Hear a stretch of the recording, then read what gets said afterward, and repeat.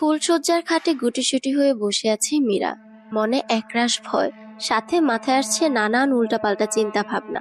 বড় বোনের সাথে বিয়ে ঠিক হওয়া পাত্রের সাথে ঘটনাক্রমে নিজের বিয়ে হয়ে যাওয়া স্মৃতিটা নিশ্চয়ই খুবই সুখকর নয়।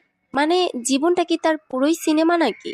বর্তমানে তার মনে চাইছে নীরা, মানে তার বোনকে ধরে দুই গালে দুইটা ঠাস ঠাস করে চড় মারতে।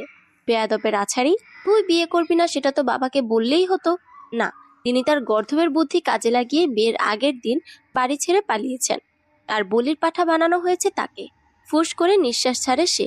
যার সাথে তার বিয়ে হয়েছে এখন পর্যন্ত কোনো রকমের কথাবার্তা হয়নি তার সাথে। কে জানে মানুষটা কেমন হবে? যদি তাকে মেনে না নেয়, যদি নাটক সিনেমার মতো নকরা করে, তখন কি হবে? এই চিন্তায় মাথাটা কয়েকবার চক্কর দিয়ে ওঠে মীরার। অবশ্য যে পরিস্থিতিতে বিয়ে হয়েছে, বিয়ের দিন বিয়ের আসর থেকে বউ পালিয়েছে, ঘটনা তো এই, তাই না? বিরক্তির সাথে বলে উঠল রোহান। আরে এরা কারা? কোথা থেকে আসে এরা? বিয়ে করবি না তো রাজি হোস কেন? আর বাঙালি মা বাবাদেরও আক্কেল জানবে যে মেয়ে অন্য কাউকে পছন্দ করে, তবুও জোর করে ধরে বিয়ে দিতে চায়। আর উপায় না পেয়ে মেয়ে পালায় বিয়ের দিন। মাঝখান থেকে আমার মতো সুশীল ভদ্র ছেলেদের মান সম্মান নষ্ট হয়। মেজাজ বিগড়ে আছে রোহনের খুব। বিয়ের আসরে এসে শোনে বউ পালিয়েছে। পাশ থেকে তার মামা বলে, আরে ভাগ্নে, ব্যাপার সেটা না। সবাই ভাবছে বউকে কিডন্যাপ করা হয়েছে, কারণ মেয়ের তো মত ছিল বিয়েতে। বিয়ে ঠিক হয়ে যাওয়ার পর থেকে নাকি খুব খুশি ছিল, সবকিছু খুব আগ্রহের সাথে করেছে। তো মেয়ে পালায় কি করে? বুঝলে না, সব হলো অভিনয়, যাতে কেউ সন্দেহ না করে। এখন চলো সব বরযাত্রী নিয়ে এই বাড়িতে আর এক মুহূর্ত নয়। এ কি বলো ভাগ্নে, বউ না নিয়ে বাড়ি ফিরি কি করে? দিদি আমার হাতে তোমার দায়িত্ব দিয়ে গেছে, বলেছে যেন বউ নিয়েই বাড়ি ফিরি। তো এখন কি দোকান থেকে বউ কিনে নিয়ে যাব নাকি? দেখ, মায়ের কথায় রাজি হয়ে আমার 7 দিনের গার্লফ্রেন্ডের সাথে ব্রেকআপ করে বিয়ে করতে এসেছিলাম। নিশ্চয়ই ওর অভিশাপ লেগেছে আমার বিয়েতে। দুঃখী দুঃখী মুখ করে বলে রোহন। এমন সময় মেয়ের বাবা নিখিল বাবু করজোরে এসে সামনে দাঁড়ায়। তার মুখ লজ্জায় সংকুচিত হয়ে আছে। তাকে দেখে রোহনের মামা বলে ওঠে, এসব কি শুনছি মশাই? মেয়ে নাকি পালিয়েছে? তো এখন বিয়েটা হবে কি করে? এগুলো কোন ধরনের প্রতারণা করলেন আমাদের সাথে? দাদা, আপনিই বলুন, আমি কি জানতাম যে আমার মেয়ে এইভাবে মুখে চুনকালি লেপে দিয়ে পালিয়ে যাবে? তাহলে আমি প্রতারণাটা করলাম কিভাবে? আমার অবস্থাটা একবার বুঝুন। বিয়ের আসর থেকে মেয়ে পালিয়ে গেছে, এটা কতটা অসম্মানজনক আমার কাছে। তা তো বুঝতেই পারছি মশাই, এখন কি করণীয় সেটাই ভাবতে হবে। আপনাদের যদি আপত্তি না থাকে তো বিয়ের কাজটা আমার মেজ মেয়ের সাথে সেরে ফেললে কেমন হয়? নিখিল বাবুর এই কথা শুনে যেন আকাশ ভেঙে পড়ল রোহনের মাথায়। মানে কি, এটা কি বাংলা সিরিয়াল নাকি যে এক মেয়ে পালিয়ে গেলে অন্য মেয়ের সাথে বিয়ে দিয়ে দিবে? এর মাঝে তার মামা বলল, দেখুন মশাই, বিয়ে তো আর ছেলে খেলা নয়, মেয়ে তো আর বাজারের কোনো পণ্য নয় যে একটা না পেলে আরেকটা নিয়ে যাব। দেখুন, বিয়ের দিন আমার মেয়ে পালিয়ে গেছে, এটা আমার জন্য চরম অসম্মানের।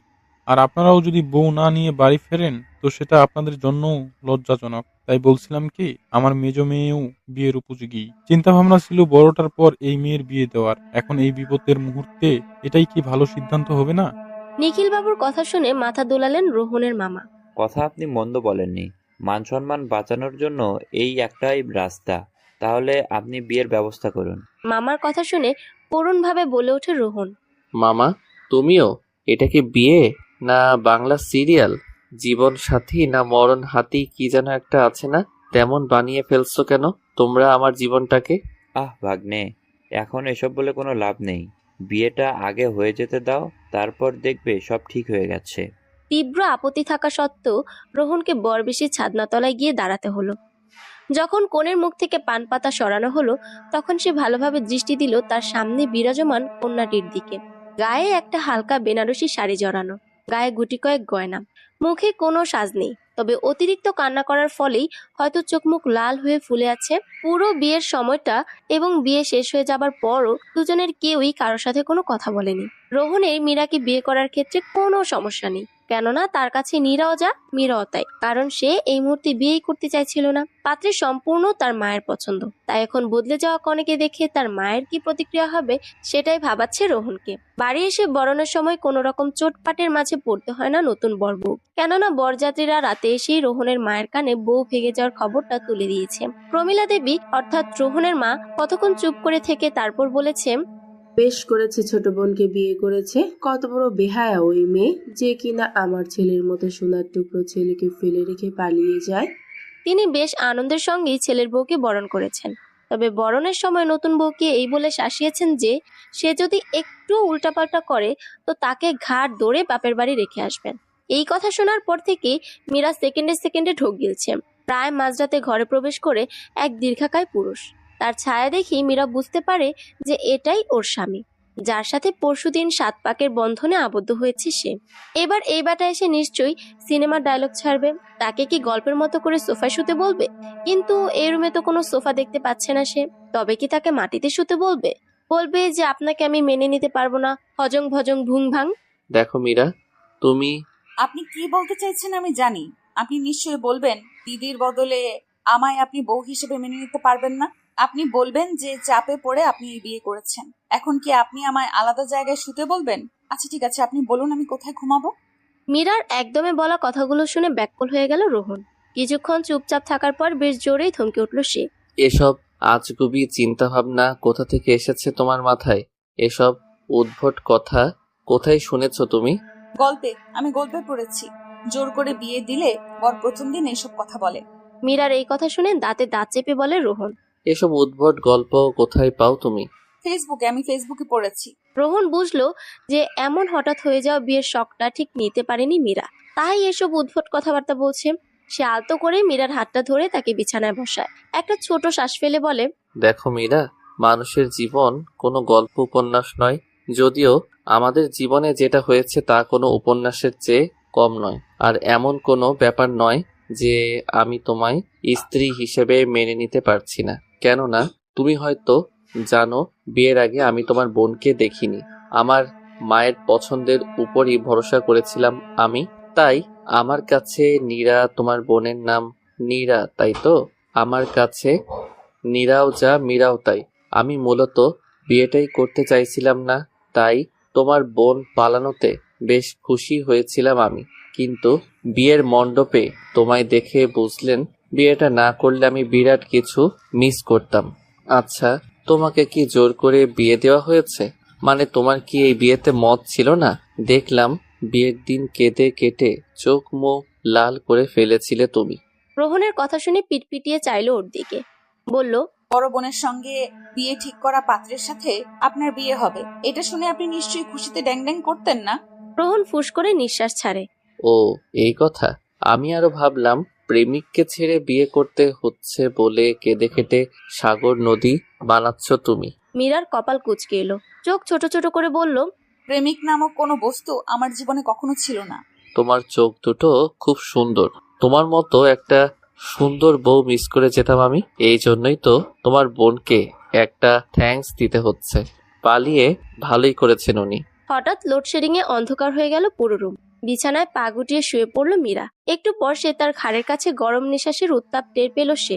তার কোমর আঁকড়ে ধরলো শক্ত পুরুষালী হাত। মীরা আস্তে করে বলল, কম্বলটা কোথায় গেল? ঘুমালে আমার জামা কাপড় ঠিক থাকে না। রোহন তার গলায় মুখ গুজেই বলল, না থাকুক, ঠিক এভাবেই ঘুমাও। গভীর রাত, দুজন নরনারীর নিঃশ্বাসে আশপাশ ভারী হয়ে আছে। ঠিক এমন সময় মীরার ফোনে টুং করে মেসেজ টোন বাজলো। নতুন জীবনের জন্য শুভেচ্ছা। তোমার বোন ভালোই আছে, তবে এখন কিছু চোটপাট করছে না। বসে আনতে বেশি সময় লাগবে না। রোহান এখন থেকে শুধুই তোমার। মেসেজটা দেখে ঠোঁটকোণে বিদ্রুপের হাসি ফুটে ওঠে মীরার মুখে। মীরা, কোথায় আছো তুমি? রোহনের ডাক শুনে রান্নাঘর থেকে হন্ততন্ত হয়ে ছুটে আসে মীরা। চোখে মুখে তার রাজ্যের বিরক্তি। শাড়ির আঁচলে হাত মুছতে মুছতে বলে, কি সমস্যা? চিল্লাপাল্লা করে বাড়িঘর মাথায় তুলছেন কেন? রোহন তার চেয়েও বেশি বিরক্তি নিয়ে বলল, চিল্লাবো না। আমার ওয়ালেট কোথায়? ঘড়িটাই বা কোথায় গেল?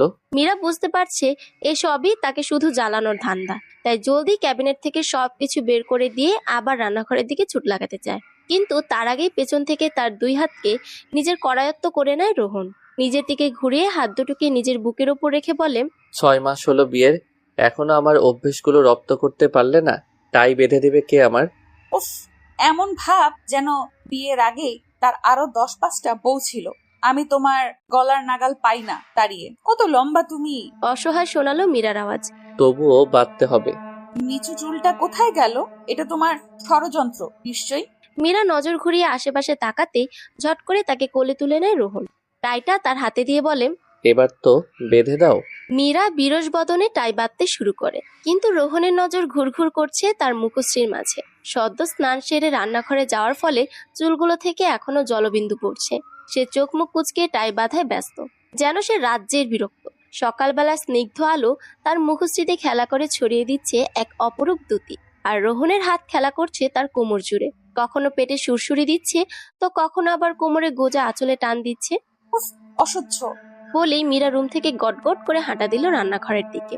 এবার আর রোহন হাত বাড়িয়েও মীরার নাগাল পেল না। খাবার টেবিলে সবাইকে খাবার পরিবেশনে ব্যস্ত মীরা। টেবিলের দুপাশে রোহন, তার শাশুড়ি আর তার মামা শ্বশুর বসেছে।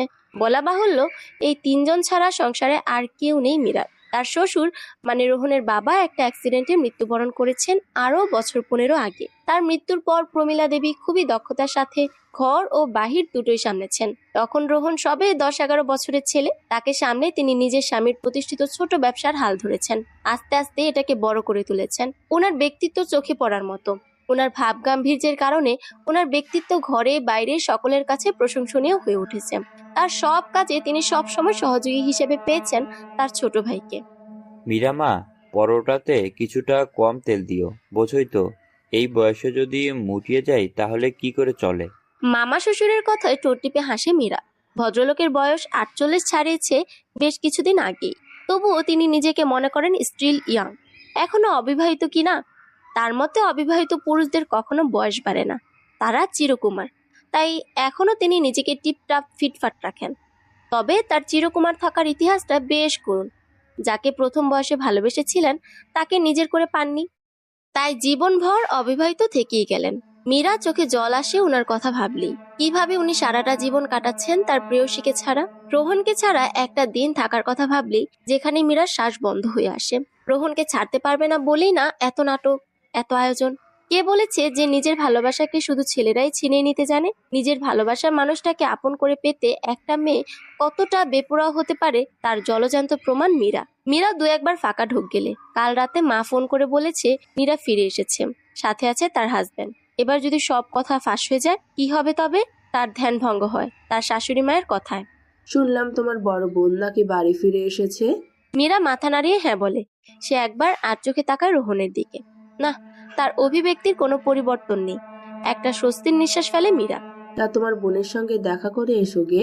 এতদিন পর ফিরলেন উনি, তা দেখবে না আমার রুহানকে বাদ দিয়ে কোন হীরের টুকরো ছেলেকে বিয়ে করেছেন উনি। ওনার চোখে মুখে স্পষ্ট রাগ আর বিরক্তির আভাস। আহ মা, বাদ দাও তো এসব। আর মীরা শোনো, তোমার যদি বোনের সাথে দেখা করতে ইচ্ছে হয় তো তুমি যেতে পারো, আমার কোনো সমস্যা নেই। মীরা ইতস্তত করে বলে, আমার মনে হয় না যাওয়াটাই ভালো হবে। মানে তার হবু বরের সাথে আমার বিয়ে হয়েছে, ব্যাপারটা একটু কেমন না? আমি ওর সামনে গিয়ে কি করে দাঁড়াবো? আশ্চর্য তো, পালিয়েছিল ও। ভয় সংকোচ যাই বলো সেটা থাকবে ওর। তুমি এত সংকুচিত হচ্ছ কেন? আশ্চর্যান্বিত স্বরে বলে রোহন। মীরা বার কয়েক ফাঁকা ঢোক গেলে। দ্বিধান্বিত হয় তার চোখের দৃষ্টি। সেদিকে খেয়াল করে বলে রোহন, আচ্ছা ঠিক আছে, তুমি যদি যেতে না চাও যাবে না, এতে এত কুণ্ঠিত হওয়ার কি আছে? শরতের দিনগুলো শেষের দিকে। স্বচ্ছ নীল আকাশে সাদা পেঁজা তুলোর মতো মেঘের ছড়াছড়ি। মৃদুমন্দ বাতাসে উঠছে গাছের পাতা। আকাশে সূর্যের তাপ এত বেশি না, একটা মিষ্টি আদুরে রোদ ছড়িয়ে আছে চারিপাশে। শহরের অভিজাত একটি রেস্টুরেন্টের রুফটপে বসে আছে নীরা। রেস্টুরেন্টটা বলতে গেলে অনিন্দ্য সুন্দর। ভেতরে সাজের সাথে বাইরের সাজটাও অসাধারণ। এমন নামি দামি রেস্টুরেন্টে অবশ্য আগে কখনো আসেনি নীরা, বলতে গেলে আজই প্রথম। কিন্তু তার পোশাক আশাকে তা বোঝা যায় না। তার পরনে আছে নীল ডেনিমের প্যান্টের সাথে শর্ট কুর্তি, তার উপর ডেনিমের জ্যাকেট। চোখের রোদ চশমাটা আপাতত সামনের টেবিলের উপর রাখা। বাদামি লং লেয়ার চুলগুলো পিঠের উপর ছড়িয়ে আছে। সে পায়ের উপর পা তুলে ফোন টেপায় ব্যস্ত থাকলেও তার নজর বারবার চলে যাচ্ছে দরজার দিকে। একটু পরে ছাদের দরজা দিয়ে প্রবেশ করে মীরা। এসে সরাসরি সামনে রাখা চেয়ারটাতে বসে। সে বেশ তাড়াহুড়ো করে এসেছে তা বোঝাই যাচ্ছে। ঘন লম্বা চুলগুলো একটা এলোমেলো হাত খোপা করা। মুখে সামান্য প্রসাধনের চিহ্ন। নীরাকে মানতেই হবে যে তার এই বোনটা সুন্দরী বটে। তার পরনের একটা সিগনেচার কালেকশন শাড়ি, বড়লোকের বউ বলে কথা, এসব শাড়ি তাদের কাছে ডাল ভাত। মূলত মীরার সাথে দেখা করতে এখানে এসেছে সে। মীরার স্থির দৃষ্টি আপাতত নীরার কুটিল চাহনির উপর, যা দিয়ে কিনা সে মীরাকে স্ক্যান করে চলেছে কখন থেকেই। মীরা শান্ত ভঙ্গিতে জিজ্ঞেস করলো, কি চাই তোর? নীরা বসার ভঙ্গিতে পরিবর্তন আনলো। হাতটা টেবিলের উপর রেখে ভ্রু নাচিয়ে বলল, আমার কাছ থেকে সব কেড়ে নিয়ে বলছিস আমার কি চাই? বড়লোকের বউ হয়ে বসে আছিস আমার সবকিছু দখল করে। যদি বলি তোর সবকিছু। দেখ, একদম ফালতু কথা বলবি না। এইসব কথা তোর পালানোর আগে মনে ছিল না? বিয়ের আসর ছেড়ে পালিয়েছিলি তুই। তোর কোনো ধারণা আছে এতে বাবার কতটা অপমান হয়েছিল? আবার এখন এসে বলছিস তোর সব কেড়ে নিয়েছি? লজ্জা করে না তোর? ওহ শাট আপ। তোর কি মনে হয় আমি কি অবুঝ? কিছু বুঝি না আমি? তোর ওই সিক্রেট ক্রাশ যে রোহান ছাড়া আর কেউ নয়, তুই কি ভেবেছিস সেটা আমি জানি না? কথাগুলো বলে রাগে ফুঁসতে থাকে নীরা। এবার মীরার মুখে একটা তাচ্ছিলের হাসি ফুটে ওঠে। তবেই বোঝ কেমন নির্লজ্জ তুই।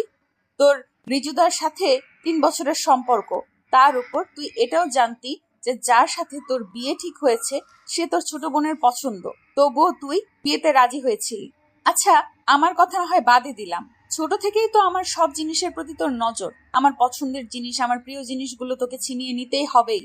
কিন্তু একটা বারও তোর রিজুদার কথা মনে পড়লো না? কিভাবে পারলি তুই এতটা লোভী হতে? আমি খুব ভালো করে জানি এটা তোর আর তোর প্রাণের রিজুদার প্ল্যান। দেখ নীরা, তুই স্বীকার কর যে তুই লোভে পড়ে রোহানকে বিয়ে করতে চেয়েছিলি। তুই বিয়ে করতে চেয়েছিস, খুব ভালো কথা। তুই বলেছিলি তুই ওকে ভালোবাসিস। তুই যদি ওকে ভালোই বাসতি তবে এখানে রিজু এলো কোথা থেকে? লজ্জা কর না তোর একজনকে ঠকিয়ে আরেকজনের সাথে সংসার বাঁধতে? লজ্জা মাই ফুট। চাচুলহীন রিজুর সাথে সম্পর্কে জড়ানোর চেয়ে রোহানকে বিয়ে করা অনেক ভালো। ছি, এখনো তুই এই কথা বলছিস? তোর ভাগ্য ভালো রিজুদা তোকে এতটা ভালোবাসে। ও তো তোকে আপন করে নিয়েছে। ওর জায়গায় অন্য কেউ হলে তোর মুখে লাথি মেরে চলে যেত। তোর ভাগ্যটা আসলেও খুব ভালো রে। লাস্ট মুহূর্তে তো আমিও তোকে সব ছেড়ে দিয়েছিলাম, কিন্তু ঈশ্বরের কি লীলা দেখ। ভগবান হয়তো আমার জন্যই রোহানকে বানিয়েছেন, তাই লাস্ট মুহূর্তে তুই পালিয়ে গেলি। আমি পালাইনি, তুই আর রিজু মিলে আমাকে কিডন্যাপ করিয়েছিলি। তোর এই গাঁজাখড়ি আলাপ বাদ দে। আমরা সবাই তোর হাতের লেখা চিঠি পেয়েছি যে তুই পালিয়ে গিয়েছিস। এখন তোর এইসব উল্টাপাল্টা কথাবার্তা বন্ধ কর, আর আমাকে ফোন দিয়ে আর কোনো রকম যোগাযোগ করার চেষ্টা করবি না। তুই কি ভেবেছিস এত শান্তিতে সংসার করতে দেব তোকে? তোর রেহানকে তোর থেকে আলাদা করতে 2 দিনও লাগবে না আমার। আমি ওকে সব বলবো যে কিভাবে তুই আর রিজু মিলে আমাকে বিয়ের দিন কিডন্যাপ করিয়েছিলি। তারপর দেখবো কি করে তোর সংসার টেকে। মুহূর্তের মধ্যেই মীরার চেহারা পাল্টে গেল। টেবিলের উপর থেকে ক্ষিপ্ততার সাথে ছুরিটা উঠিয়ে নীরার গলায় চেপে ধরল। সাথে সাথে নীরার চোখে মুখে চরম আতঙ্ক ফুটে উঠল। সে চোখ বড় বড় করে মীরার দিকে তাকালো, যাকে আপাতত স্বাভাবিক মনে হচ্ছে না। খুন করে ফেলবো, জাস্ট খুন করে ফেলবো আমি তোকে। সারাটা জীবন আমার সাথে কম্পিটিশন করে গেলি। মাত্র 1 বছরের ছোট ছিলাম তোর চেয়ে, তবুও সব সময় আমার প্রিয় জিনিসটাই তোর ছিনিয়ে নেওয়া চাই। জানতি তুই যে রোহানকে আমি সেই কলেজ লাইফ থেকে ভালোবাসি, তবুও এই বিয়েতে রাজি হয়েছিলি। তুই আসলে ঠিকই বলেছিস, তোকে কিডন্যাপ করার প্ল্যানটা আমিই করেছিলাম। পারলে তখন তোকে খুন করে ফেলতাম, কিন্তু আমার মাথায় তুই কি ঢুকিয়েছিলি? রোহান তোকে ভালোবাসে। ভালোবাসা মাই ফুট। ও তোকে ঠিকঠাক চেনেও না। ও তোকে ভালোবাসে ভেবে আমি নিজেই প্ল্যান ক্যান্সেল করে দিয়েছিলাম। খুব কেঁদেছিলাম আমি সেদিন, কিন্তু ভগবানের কি লীলা দেখ, তুই নিজেই শেষমেশ পালিয়ে গেলি। নীরার চোখে মুখে বাঁচার আকুতি। ছুরিটা মীরা এভাবে ধরে আছে যেন মনে হচ্ছে এখনই গলা কেটে রক্ত বেরোবে। নীরা কোনো মতে বলল, বিশ্বাস কর মীরা, আমি পালাইনি। সত্যি রোহন আমায় ভালোবাসতো। আর একটা মিথ্যা কথা বললে ধর থেকে মাথা আলাদা করে ফেলবো একদম। জানিস তো এই রেস্টুরেন্টে রোহানের 50% শেয়ার আছে। তো তোকে মেরে লাশ গুম করে দেওয়া কোনো ব্যাপারই না। তুই যদি বিয়ের আগে আমার এইভাবে ব্রেন ওয়াশ না করতি তাহলে হয়তো সত্যিই আমি বিয়েটা ভাঙার চেষ্টা করতাম। জানিস কতটা ভয় পেয়ে গেছিলাম আমি? ফুলসজ্জার মতো গুরুত্বপূর্ণ একটা দিনে আমি শুধু ভেবেছিলাম রোহান আমায় মেনে নেবে তো, কিন্তু ভুল ছিলি তুই। আরে ও তো তোকে ঠিকঠাক করে চেনেই না, শুধু মায়ের কথায় বিয়েতে রাজি হয়েছিল। কথাগুলো বলে মীরা কিছুটা শান্ত হয়। নীরাকে ছেড়ে দিয়ে একটু দূরে গিয়ে দাঁড়ায়, আর নীরা ঢকঢক করে 1 গ্লাস জল পুরোটা শেষ করে। তার আত্মায় আর পানি নেই। তুই কি ভেবেছিস নীরা কোনো প্রমাণ না রেখে আমি এত কাজ করি নাকি? তোকে তো সত্যি কিডন্যাপিং এর প্ল্যানই করেছিলাম। তোর আর রিজুদার সব ছবি ভিডিও আমার কাছে আছে। সো তুই বলবি আর রোহান তোর কথা বিশ্বাস করবে? তুই আমার সংসার ভাঙবি তোর আশার সেগুড়ে বালি। আর হয়তো রাতে রিজুদা নিজে আমায় জানিয়েছে, আর সেদিন রাতে রিজুদা আমায় নিজে জানিয়েছে যে তোরা পালিয়ে গেছিস। মনে রাখিস, এটা আমার সংসার। গত 6 মাস যাবৎ তিলে তিলে আমি গড়েছি এটা। আমার সংসারের দিকে নজর দিলে তোকে খুন করতেও দুবার ভাববো না আমি। মীরার দিকে ভয়ঙ্কর দৃষ্টি নিক্ষেপ করে ধীর পায়ে বাইরে বেরিয়ে আসে মীরা। সন্ধ্যা নামার পূর্ব মুহূর্তে গোটা আকাশ সূর্যের লালিমায় ছেয়ে আছে।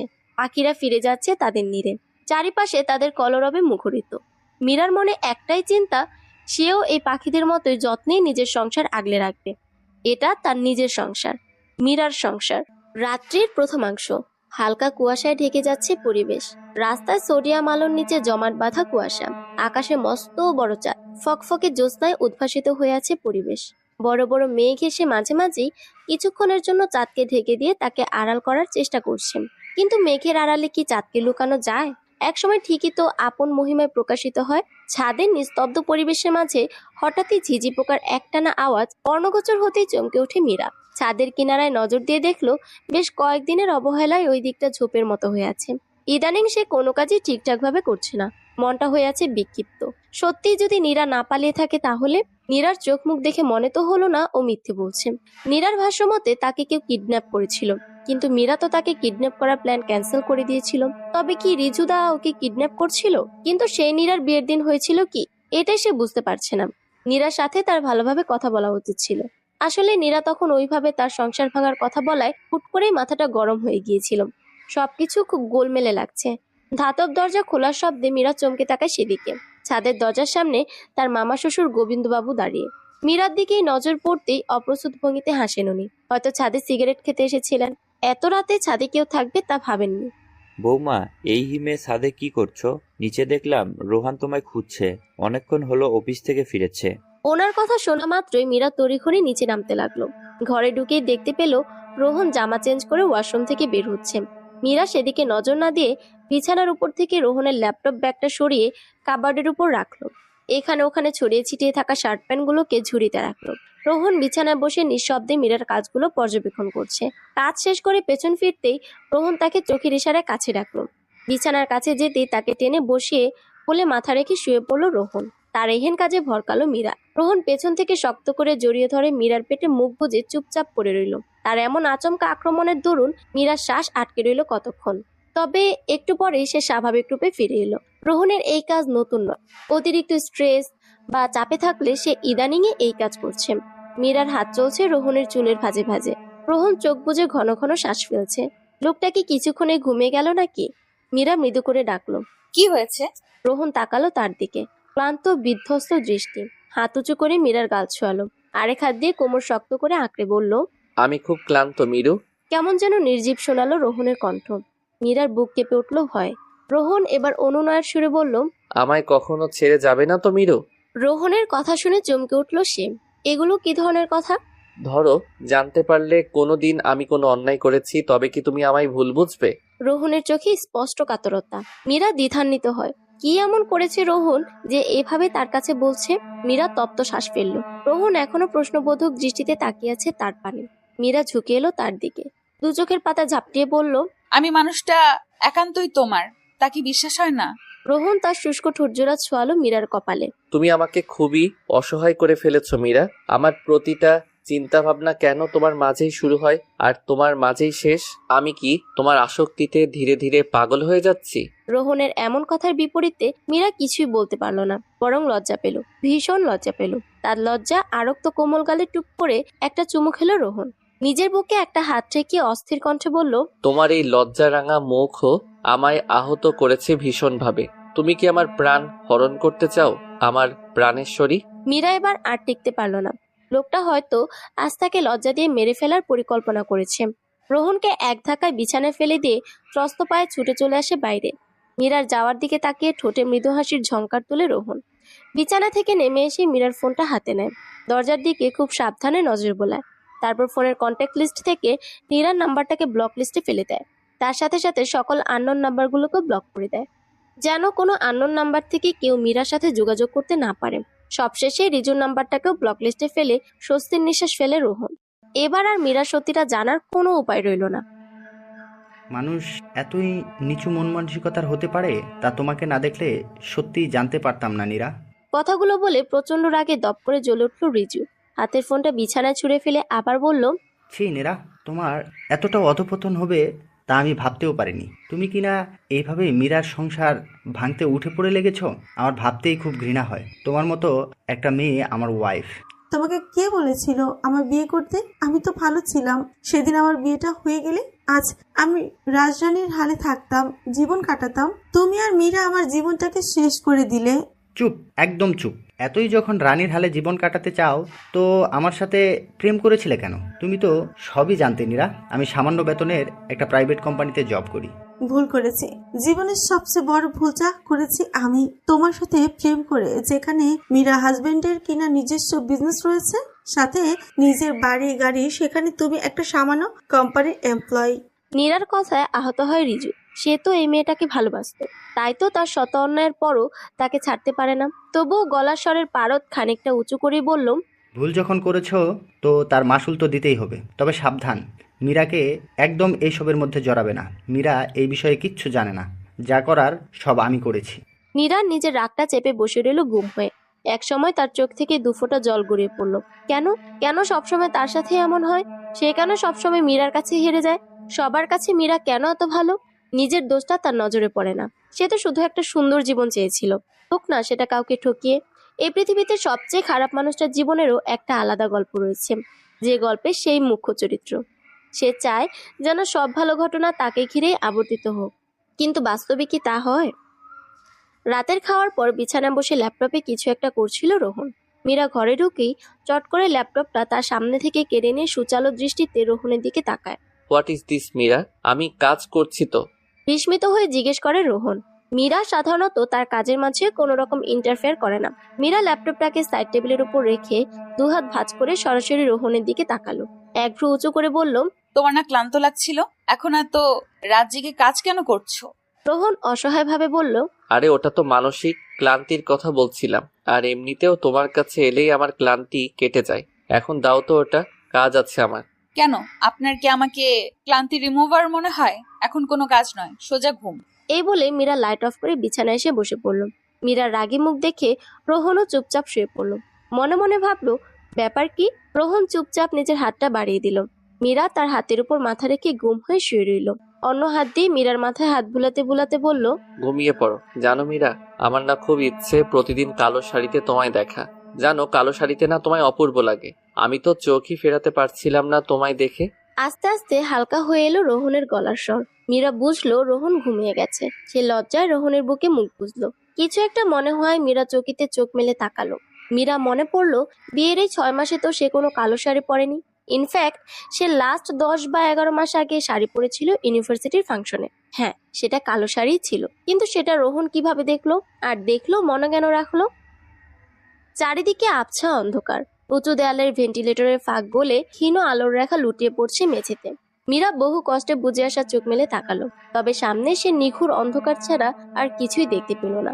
খানিকক্ষণ বাদে সে বুঝতে পারলো তার হাত দুটো চেয়ারের সাথে বাঁধা অবস্থায় রয়েছে। মীরার মাথায় একটা শুকনো যন্ত্রণা সূচের মতো বিচ্ছে। মীরা বোঝার চেষ্টা করলো যে সে আছেটা কোথায়। সে তো দুপুরে কেনাকাটা করতে বাইরে বেরিয়েছিল। হাতে 3-4টা শপিং ব্যাগ নিয়ে বাসার পাশের গলিটা দিয়ে ফিরছিল সে। এরপরে আর কিছুই মনে নেই তার। মীরা মনে করার চেষ্টা করলো, কিন্তু তাতে তার মাথার যন্ত্রণা খানিকটা তীব্র হওয়া বই আর কিছুই হলো না। মীরা ক্ষীণ গলায় কাউকে ডাকার চেষ্টা করলো। কোথায় আছে সে? এমন একটা জায়গায় তাকে আটকে রাখার মানে কি? হঠাৎ মাথার যন্ত্রণাটা খুব বেশি হয়ে উঠলো। মনে হচ্ছে যেন মাথার পেছনের অংশে কোনো শক্ত আঘাত লেগেছে। তেজটায় তার গলা শুকিয়ে উঠেছে। তবুও গলার স্বরটা আরেকটু নিচে করে বলল, কেউ আছেন? কেউ কি নেই এখানে? কিন্তু কারোর সাড়া পাওয়া গেল না। হতাশ হলো মীরা। হাতের বাঁধনগুলো খোলার চেষ্টা করলো, কিন্তু সেগুলো যেন আরো দৃঢ়ভাবে কেটে বসে যাচ্ছে। কতক্ষণ এমন হাত নিয়ে নাড়াচাড়া করতে করতে ক্লান্ত হয়ে গেল সে। নির্জীবভাবে পিঠ এলিয়ে দিল চেয়ারটাতে। তার মাঝে আর শক্তি অবশিষ্ট নেই। সময় প্রায় সন্ধ্যা 7টা। ড্রয়িং রুমে একটা রকিং চেয়ারে বসে বই পড়ায় ডুবে আছেন প্রমীলা দেবী। ইদানিং তিনি আর তেমন অফিসে যান না। অফিসের সব কাজ রোহনের হাতে ছেড়ে দিয়েই নিশ্চিত হয়ে আছেন তিনি। হঠাৎ ঘড়ির দিকে তাকিয়ে সচেতন হলেন তিনি। 7টা বেজে গেল, আর এখনো মীরার বাড়িতে ফেরার নাম নেই। কপাল কুঁচকে এলো তার। মীরা তো কখনো সন্ধ্যার পর বাইরে থাকে না। পাশ থেকে ফোন নিয়ে মীরাকে কল করলেন, কিন্তু ফোনটা বাজতে বাজতে কেটে গেল। পরপর 3বার তিনি ফোন করলেন, প্রতিবারই একই ঘটনা ঘটল। এবার তিনি বেশ চিন্তিত হয়ে উঠলেন। প্রায় দুপুরের আগে মীরা বাড়ি থেকে বের হয়েছিল, এখনো ফেরার নাম নেই, আবার ফোনটাও ধরছে না। মেয়েটার কোনো বিপদ হলো না তো? প্রমীলা দেবী উঠে উপরে আসেন, তার ভাইয়ের দরজার সামনে দাঁড়িয়ে ডাকলেন, এই গোবিন্দ, ঘরে আছিস? তার গলা কাঁপছে। গোবিন্দবাবু ঘরে কিছু লেখালেখি করছিল, বোনের ডাক শুনে উঠে আসে। কি হয়েছে রে দিদি, তোকে এমন লাগছে কেন? তিনি অস্থির হয়ে বলেন, মীরা কোথায় আছে জানিস? ওকে ফোনে পাচ্ছি না। দুপুরে না মার্কেটে গেল? তোর কাছ থেকে অনুমতি নিয়েই তো গেল।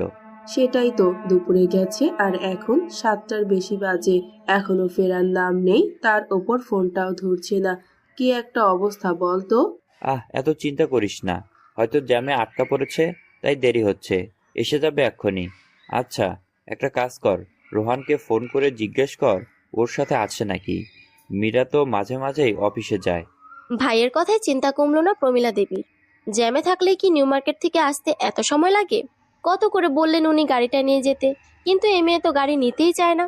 আজ গাড়িটা নিয়ে গেল, এত চিন্তা হতো না তার। রোহনকে ফোন দেবে কিনা এই চিন্তা করতে করতে কলিং বেলের শব্দ শুনতে পেলেন তিনি। মুখ থেকে একটা স্বস্তির নিঃশ্বাস বেরিয়ে এলো, হয়তো মীরা ফিরে এসেছে। কিন্তু দরজা খুলে আশ্চর্য হন তিনি, কেননা মীরা নয়, দরজার বাইরে রোহন দাঁড়িয়ে। মায়ের দিকে তাকিয়ে বলে রোহন, আমায় দেখে এমন ভূত দেখার মতো চমকে গেলে কেন? সরো, ভেতরে যেতে দাও। তিনি সরে দাঁড়ালেন। রোহন ভেতরে ঢুকে বার কয়েক মীরার নাম ধরে ডাকলো, কিন্তু কোনো সাড়া না পেয়ে কপাল কুঞ্চিত করে ফেললো। মীরা তোমার কাছে যায়নি? আমরা তো ভেবেছি ও তোমার সাথে। মায়ের কথা শুনে অবাক হয় রোহন। মানে মীরা আমার সাথে থাকবে কেন মা? আর আমরা কোথাও গেলে তো তোমাকে জানিয়েই যাই। মীরা বাড়িতে নেই রোহন, সেই দুপুরে বেরিয়েছিল, এখনো ফেরেনি। মায়ের কথাটা রোহনের মস্তিষ্ক ঠিকভাবে গ্রহণ করলো কিনা বোঝা গেল না। তার চোখ মুখের ভঙ্গি মুহূর্তে পাল্টে গেল। মীরা বাড়িতে নেই মানে? কম্পিত হলো রোহনের বক্ষস্থল। একরাশ ভয়ে এসে ঠাঁই নিল অন্তর্কোণে। মেয়েটা তো সন্ধ্যার পর একা একা কোথাও থাকে না। রোহন ফোন বের করে মীরার নাম্বার ডায়াল করলো, কিন্তু বিপরীত পাশ হতে কোনো জবাব এলো না। অধৈর্য হয়ে আবার সে কল করতে লাগলো। মীরা ফোন ধরছে না, আমি ফোন করেছিলাম। মুহূর্তেই রোহনের চেহারা যেন রক্তশূন্য হয়ে গেল। তবে নিজেকে যথাসম্ভব শান্ত রাখার চেষ্টা করলো সে।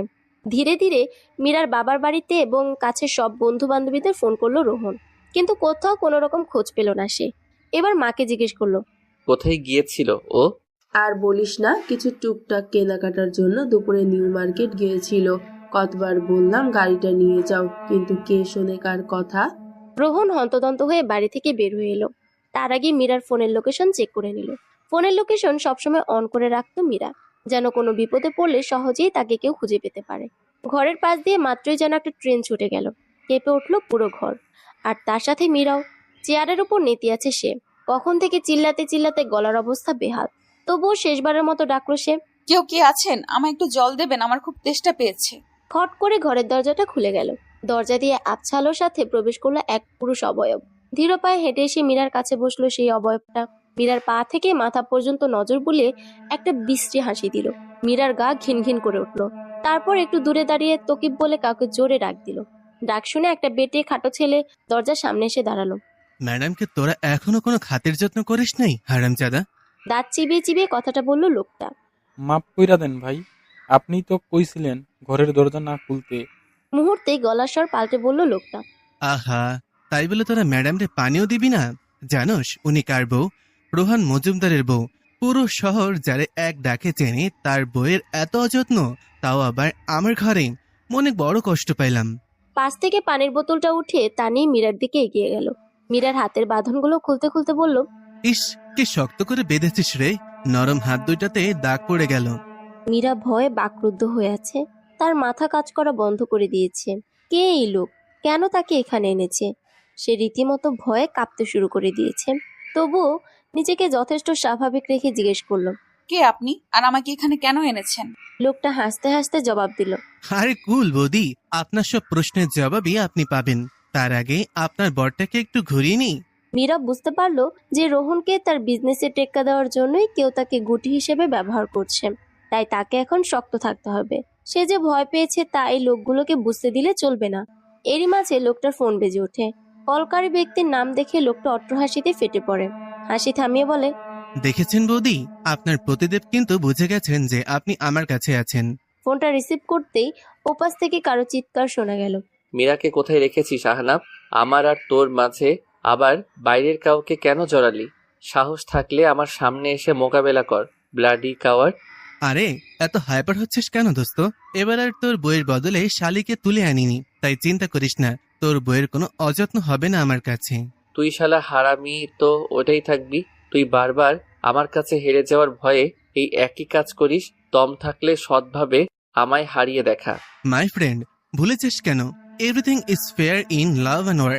কি চাই তোর? খুবই সিম্পল একটা জিনিস, তোর এইবারে টেন্ডার কোড যা দিয়ে তুই সরকারি হসপিটাল আর কোয়ার্টার্সের কন্ট্যাক্ট না নিবি, বা তুই এই টেন্ডার আমার জন্য ছেড়ে দিতে পারিস। ইম্পসিবল। তোর মতো একটা বাস্টার্ডের হাতে আমি সরকারি এত বড় একটা কাজের কন্ট্রাক্ট ছেড়ে দিতে পারি না। তাহলে বইয়ের কথা ভুলে যা।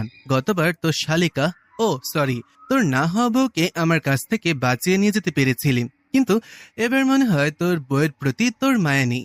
কথাটা বলে মুখ দিয়ে একটা আফসোস সূচক শব্দ করে মীরার দিকে তাকালো Ahnaf. I will just kill you Ahnaf. বলেই রাগে পাশের দেয়ালে জোরে আঘাত করলো রোহন। তুই কত বড় ভুল করলি এটা তুই এখন বুঝবি আহনাফ। তুই শুধু দেখ। I'm waiting for you my dear enemy. তবে মাথায় রাখিস, পুলিশ নিয়ে এলে কিন্তু তোর বউকে আর জ্যান্ত পাবি না। বলেই কলটা ডিসকানেক্ট করে ফোনটা অফ করে দিল আহনাফ। হাসপাতালের কেবিনে শুভ্র বেডে মীরা ঘুমিয়ে আছে। তার হাতে স্যালাইন চলছে। কপালের একপাশে ব্যান্ডেজ বাঁধা রয়েছে। চারদিক থেকে মৃদু ফিনাইলের গন্ধে পরিবেশ ভারী হয়ে রয়েছে। মাথায় ড্রিম ড্রিম করে যেন এখনো কোনো একটা ভারী শব্দ বেজে চলেছে। মীরার কানে হালকা যান্ত্রিক আওয়াজ প্রবেশ করছে। ভারী চোখের পাতাগুলো বহু কষ্টে খোলার চেষ্টা করলো সে। উজ্জ্বল আলো চোখে পড়তেই বিরক্তিতে চোখ কুঁচকে এলো। হাতের উপর বহু পরিচিত একটা স্পর্শ টের পেল। তার হাত ধরে আছে যেন পরম ভরসার একটি হাত, পরম মমতায়, পরম যত্নে। মীরা চোখ পিটপিট করে তাকালো, তবে চোখের সামনে ছাদের সাদা সিলিং ছাড়া আর কিছুই দেখা যাচ্ছে না। আস্তে আস্তে চোখের সামনে একটা পরিচিত মুখশ্রী ভেসে উঠল, রোহনের। সে ঠোঁট নেড়ে মীরাকে কিছু একটা বলছে, চোখে স্পষ্ট উদ্বেগের ছাপ, কিন্তু কি বলছে রোহন তা মীরার কানে আসছে না। সে আবার চোখ বুজে নিল, লম্বা একটা শ্বাস টেনে নিয়ে আবার চোখ মেলল। এবার রোহনের কথাগুলো শুনতে পেল মীরা। মীরা, মীরা, কি হয়েছে? তোমার কোনো সমস্যা হচ্ছে?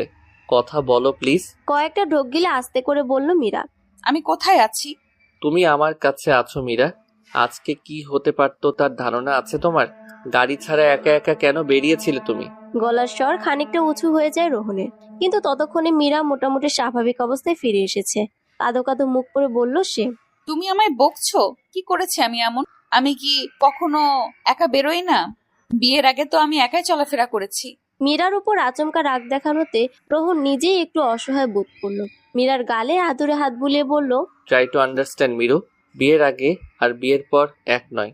বিয়ের আগে তোমার লাইফে আমি ছিলাম না, এখন আমি আছি, আর সাথে আছে বিপদ।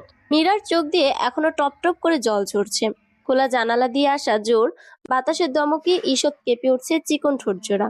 রোহন জানালা লাগিয়ে দিয়ে আবার এসে মীরার কাছে বসলো। গালে লেপড়ে থাকা ছোট ছোট চুলগুলোকে কানের পিছনে গুজিয়ে দিয়ে বলল, ডোন্ট ক্রাই। এত কাদার মতো বকিনি। একটু জল খাবো। সরি মীরা, তোমার স্যালাইন চলছে, এখন তো কিছু দেওয়া যাবে না, একটু পরে খাও। এখন কটা বাজে? নাক টেনে চোখের জল মুছতে মুছতে জিজ্ঞেস করে মীরা। 12:30। রাত? না, দুপুর 12:30। কিছুক্ষণের জন্য হাঁ হয়ে যায় মীরার মুখ। কোনো রকমে মুখে কথা ফুটিয়ে বলে, কাল দুপুরে না আমি বাড়ি থেকে বেরিয়েছিলাম? তুমি প্রায় 10 ঘন্টা সেন্সলেস ছিলে মীরা। বিস্ময়ে চোখ দুটো বড় বড় হয়ে যায় তার, কিন্তু মুখে বলে, আমায় একটু বসিয়ে দাও না, আর শুয়ে থাকতে ভালো লাগছে না। মীরার পরনের শাড়ি আগেই হসপিটাল থেকে চেঞ্জ করে দিয়েছে। তার গায়ে সবুজ একটা ড্রেস। রোহন খুব সাবধানে মীরাকে বুকের সাথে জড়িয়ে ধরে বসায় খুব যত্নে। পরে পেছনে বালিশগুলো ঠিক করে দেয়। মীরা মাথা ঠেকিয়ে রাখে রোহনের বুকে। কি জোরে চলছে তার হৃদস্পন্দন। বুকের ভেতরে লাল ডাব শব্দ যেন ছড়িয়ে পড়ছে মীরার শিরায় উপশিরায়। মীরা এক হাত দিয়ে জড়িয়ে নেয় রোহনের কোমর। মীরার ক্যানোলা লাগানো হাতটাকে আস্তে করে নিজের উরুর উপর রাখে রোহন। খুব সন্তর্পণে দুহাত দিয়ে মীরাকে জড়িয়ে রাখে সে। মীরার কানের কাছে খুব আস্তে করে বলে, আমার নিজের চেয়েও তোমার অস্তিত্ব আমার কাছে বেশি দামি। আমি তোমাকে হারানোর ঝুঁকি আর নিতে চাই না। কাল কি হয়েছিল? এই লোকটাই কে ছিল? তুমি কি আমায় কিছু জানাবে? এখন না মিরু, তুমি এখন ক্লান্ত, অসুস্থ। যা জানার তা পরে জানলেও চলবে। বিরোধাভাস করে ওঠে মীরা। আমি মোটেও অসুস্থ নই। বলুন না আমায়, ওই লোক নীরাকে কিডন্যাপিং করেছিল? তার মানে নীরা সত্যিই কথা বলতো? কাম ডাউন মীরা, এত উত্তেজিত হতে মানা করেছে তোমায় ডক্টর। তোমার সব প্রশ্নের উত্তর তুমি পাবে, তবে ধীরে ধীরে। মীরা হাল ছেড়ে দিল। রোহন একবার যখন না করছে, তো মীরা হাজার মাথা কুটলেও সে কিছুই বলবে না। তাই বেশি উচ্চবাচ্য না করে রোহনের বুকের কাছে পড়ে রইল সে। রোহনের হাতের আঙ্গুলগুলি অবিশ্রান্তভাবে মীরার চুলের ভেতর চলছে। হঠাৎ কেবিনের দরজায় আওয়াজ হয়, খানিকটা সরে বসে রোহন। আস্তে করে মীরাকে বালিশের সাথে ঠেস দিয়ে বসিয়ে দেয়। কেবিনের ভেতর প্রবেশ করে মীরার মা বাবা। ওর মা এসে আগে মেয়েকে বুকের সাথে জড়িয়ে নেন, মাথায় হাত বুলিয়ে দিয়ে বলেন, জামাই যখন ফোন করে বলল তোকে পাওয়া যাচ্ছে না, আমার মনকু ডেকে উঠেছিল। ঠিক হয়ে যাবি, দেখিস মা। মাকে কতক্ষণ জড়িয়ে ধরে রইল মীরা। কতদিন হলো মায়ের কাছে যায় না। বিয়ের পর মাত্র 2 দিনের জন্য গিয়ে বাপের বাড়ি থেকেছিল এই 6 মাসের মাঝে। মায়ের গা থেকে মিষ্টি ওমটা যেন টেনে নিচ্ছে সে। মায়ের বুকে সেই যেন সকল দুশ্চিন্তা আর ক্লান্তির অবসান। হঠাৎ মীরার নজর গেল বাবার পেছনে মাথা নিচু করে দাঁড়িয়ে থাকা নীরার দিকে। সাথে সাথে তার মুখভঙ্গি খানিকটা পাল্টে গেল। নীরা ধীরে ধীরে হেঁটে এসে বেডের পাশে টুলটাতে বসলো। মলিন কণ্ঠে জিজ্ঞেস করলো, কেমন আছিস মীরা? শরীর কি এখনো খুব খারাপ? মীরা মাথা দুলে না বোঝালো। তারপর মায়ের দিকে তাকিয়ে আবার বলে ওঠে নীরা। মা বাবা, তোমরা একটু বাইরে যাও তো, আমার মীরার সাথে কথা আছে। নীরার কথায় অসন্তুষ্ট হলো রোহন, তবে রাগটাকে দমিয়ে বলল, তোমার ওর সাথে কিসের কথা? আর ডক্টর ওকে বেশি কথা বলতে, ট্রেস নিতে বারণ করেছে। চিন্তা করো না, শুধু মা বাবাকে বাইরে যেতে বলছে, তুমি থাকতে পারো। আর আমি এমন কিছু বলবো না যাতে মীরার ক্ষতি হয়। তুমি চাইলেও আমি তোমার সাথে মীরাকে একা ছাড়তাম না। নীরা অল্প হাসে। তাদের মা বাবা মীরার মুখের দিকে তাকিয়ে কেবিনের বাইরে চলে যায়। মেয়ে আর মেয়ে জামাইয়ের কথা তারা কিছু বুঝতে পারছেন না। মা বাবা বেরিয়ে যেতেই মীরার একটা হাত ধরে বলে নীরা, আমায় ক্ষমা করে দিস রে মীরা, বারবার আমি তোকে ভুল বুঝে গেছে আর কষ্ট দিয়ে গেছে। মীরা একটা ছোট নিঃশ্বাস ফেলে বলে, এতে ক্ষমা চাওয়ার কি আছে? তোর জায়গায় আমি হলেও এইভাবেই ভাবতাম ঘটনাটা। সত্যি সেদিন তোকে কিডন্যাপ করা হয়েছিল। তার জন্য নয় রে মীরা, আমি ইচ্ছে করে তোর ভালোবাসার মানুষটাকে কেড়ে নিতে চেয়েছিলাম, তোর সংসার ভাঙার চেষ্টা করেছিলাম। এটা কি কমলাচার? তুই নিজের ভুল বুঝতে পেরেছিস, সেটাই আমি খুশি নীরা। কিন্তু ফার্দার এই ঘটনা ঘটাতে যাস না কিন্তু। মীরার শেষের কথায় রোহনও ভরকে গেল। কি তেজ রে বাবা! এবার রোহন নীরাকে উদ্দেশ্য করে বলল, পারলে ঋতুর কাছে ক্ষমা চেয়ে নিও, ছেলেটা তোমাকে খুবই ভালোবাসে। আমি আমার ভুল বুঝতে পেরেছি রোহন। এত এত অপমান আর অবহেলার পরও রিজুর আমার প্রতি গিয়ারি বুঝিয়ে দেয় আমার প্রতি ওর ভালোবাসা, আর আমার ভুলটাকে চোখে আঙুল দিয়ে দেখিয়ে দেয়। এই বলে নীরা চোখ থেকে গড়িয়ে পড়া একটা ফোঁটা অশ্রু মুছে নেয়। প্রমীলা দেবী চিন্তায় অস্থির হয়ে আছেন। সেই কোন সকালে রোহন ফোনে মীরার একটা খবর দিয়েছিল, এরপর থেকে আর কোনো পাত্তাই নেই। টেনশনে তিনি পুরো ড্রয়িং রুমের এ মাথা ও মাথা পায়চারি করে চলেছেন। দরজায় কলিং শব্দ হতেই পায়, ছুটে এসে দরজা খুলে দেন। দরজায় কলিং বেল বাজতেই শব্দ হতেই ছুটে এসে দরজা খুলে দেন তিনি। দরজা খুলতেই দেখতে পান মীরাকে পাচাকোলা করে রোহন দাঁড়িয়ে আছে। মেয়েটার মাথায় ব্যান্ডেজ, একদিনে চোখ মুখ বসে গেছে। ক্লান্ত হয়ে নিশ্চয়ই এভাবে রোহনের বুকের সাথে মিশে আছে। ওনার চোখে জল আসে মেয়েটার অবস্থা দেখে। সরে গিয়ে তাদের ভেতরে ঢোকার জায়গা করে দিলেন তিনি। মীরার অবশ্য শাশুড়ির সামনে এভাবে বরের কোলে চড়ে আসতে লজ্জায় মাথা কাটা যাচ্ছিল। রোহনকে সে বার কয়েক বলেছে নামিয়ে দিতে, কিন্তু এই লোক শুনলে তো, তাই লজ্জার হাত থেকে নিস্তার পেতে ঘুমের ভান ধরে রোহনের সাথে মিশে আছে এভাবে। ওকে নিয়ে সোজা ঘরে চলে যাও রোহন। মেয়েটার ওপর দিয়ে যা ঝড় বয়ে গেল, আর আহনাফের কি ব্যবস্থা করলে? ওকে মেন্টাল অ্যাসাইলামে নিয়ে যাওয়া হয়েছে মা।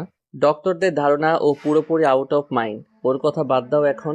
হ্যাঁ, তুমি মীরাকে নিয়ে যাও, আমি খাবার পাঠাচ্ছি। মীরার 56 কেজির ভারী শরীরটাকে নিয়ে রোহন অবলীলায় দোতলায় এসে পৌঁছালো।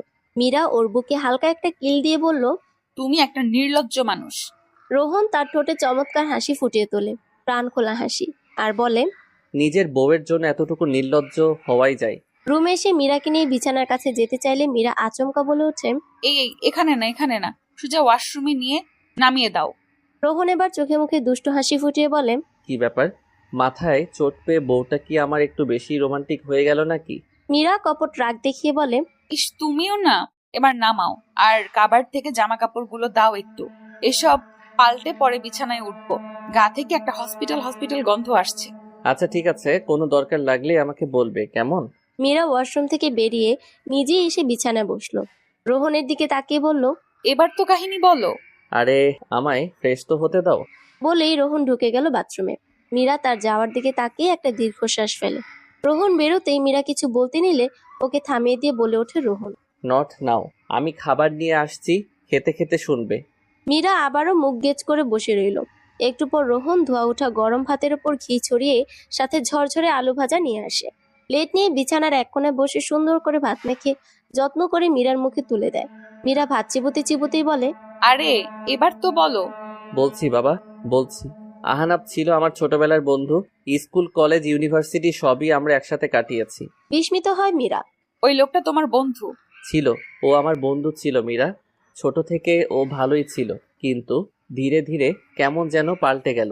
আমাদের চেনা আহনাবকে কেউ আমরা খুঁজে পেতাম না।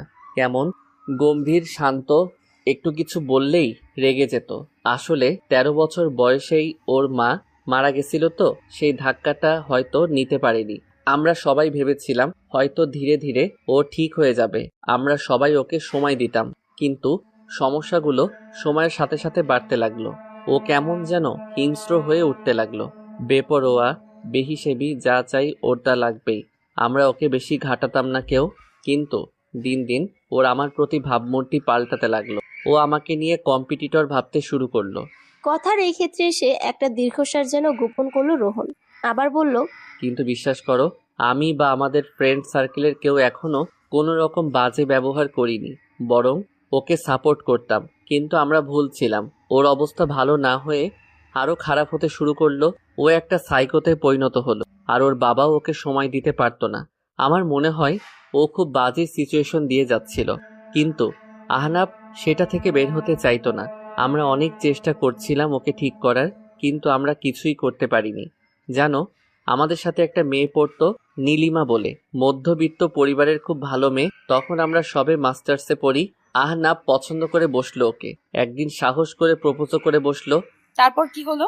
ওই আপুটা কি এক্সপেক্ট করেছিল? জানতে চাইলো মীরা। না, নীলিমা ওকে রিজেক্ট করেছিল, কারণ আমাদের ব্যাচের প্রায় সবাই জানতো ওর এই অবস্থার কথা। আর কেউ কি জেনে শুনে এমন একটা মানুষের সাথে জীবন জড়াতে চাইবে? নীলিমাও চাইনি, কিন্তু একটা রিজেকশনের দাম যে এত বড় হবে তা আমরা কেউ ভাবতেই পারিনি। কেন, কি হয়েছিল? মীরার প্রচুর কৌতূহল নিয়ে জানতে চাইলো। ততক্ষণে ওর খাওয়া শেষ। মীরার মুখটা সযত্নে মুছিয়ে দিয়ে বলল রোহন। তারপর একটা অ্যাক্সিডেন্টে নীলিমা পুরো প্যারালাইজড হয়ে গেল। ওর শরীরের নিচের অংশ পুরোটাই অবশ হয়ে যায়। এমন কি করে হলো? মীরার কণ্ঠে বিস্ময়। আহানাব ওর গাড়ি নিয়ে নীলিমার অ্যাক্সিডেন্ট করিয়েছিল, শুধুমাত্র রিজেকশন সহ্য করতে না পেরে। একটা মানুষ এতটা অমানবিক কি করে হতে পারে? অ্যান্ড গেস হোয়াট, আহনাব কিন্তু নীলিমাকেই বিয়ে করেছিল। কিভাবে? আগেই বলেছি, নীলিমা মধ্যবিত্ত পরিবারের মেয়ে। তাই যখন আহনাব ওর বাবার কাছে তার পঙ্গু প্রায় মেয়ের জন্য বিয়ের প্রস্তাব নিয়ে যায়, তখন নীলিমার বাবা আর না করেনি। একজন মধ্যবিত্ত বাবা আর এর চেয়ে বেশি কি চাইবে? ও মাই গড! একটা মানুষ এত ক্রাইম মাইন্ডেড কি করে হতে পারে? এটা ভেবে মীরার আত্মার জল শুকিয়ে গেল। আচ্ছা, সবই বুঝলাম, কিন্তু তোমার বন্ধু নীরাকে কেন কিডন্যাপ করলো? এতে কি স্বার্থ? বললাম না, ও কোনো একটা কারণে আমায় নিজের শত্রু ভাবতে শুরু করে। এইভাবে যে আমার হবু বউকে তুলে নিয়ে গেলে তো আর আমার বিয়ে হচ্ছে না, কী সব চিন্তা ভাবনা। কিন্তু ওর এই কাজ তো আমার জন্য শাপে বর হয়ে গেল। যখন দেখলো নীরাকে কিডন্যাপ করে কোনো লাভই হলো না, তাই এবার মোক্ষম অস্ত্র হিসেবে তোমায় কিডন্যাপ করে আমায় ঘোরাতে চেয়েছিল। এসব টেন্ডার কোডিং, এসব ফাও কথা। দেখো তো এসবের কোনো মানে হয়? রোহনের সব কথা শুনে মীরার আক্কেল গুরুম হয়ে গেল। কি বলছে এসব? জাস্ট একজন মানুষ খামখেয়ালিপনা করতে গিয়ে তাদের দু বোনকে কিডন্যাপ করে ফেললো। এটা কি ভাই? কিন্তু পরক্ষণে ভ্রুকুচকে বলল, সবে বুঝলাম, কিন্তু নীরাকে কিডন্যাপ করায় তোমার সাপে বর হলো মানে? আর নীরাকে যদি কিডন্যাপই করা হয়ে থাকে, তো ওই চিঠি কোথা থেকে এলো? আর রিজুদার সাথে বিয়েটাই বা হলো কিভাবে? মানে আসলে ওই আর কি।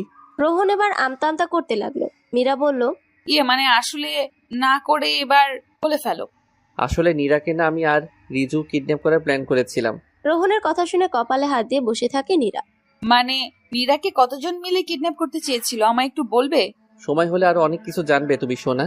বলেই রোহন খাবারের প্লেটটা নিয়ে উঠে চলে যায়। আর মীরা ধ্যানগ্রস্ত হয়ে বসে রইল। কি হচ্ছে এসব?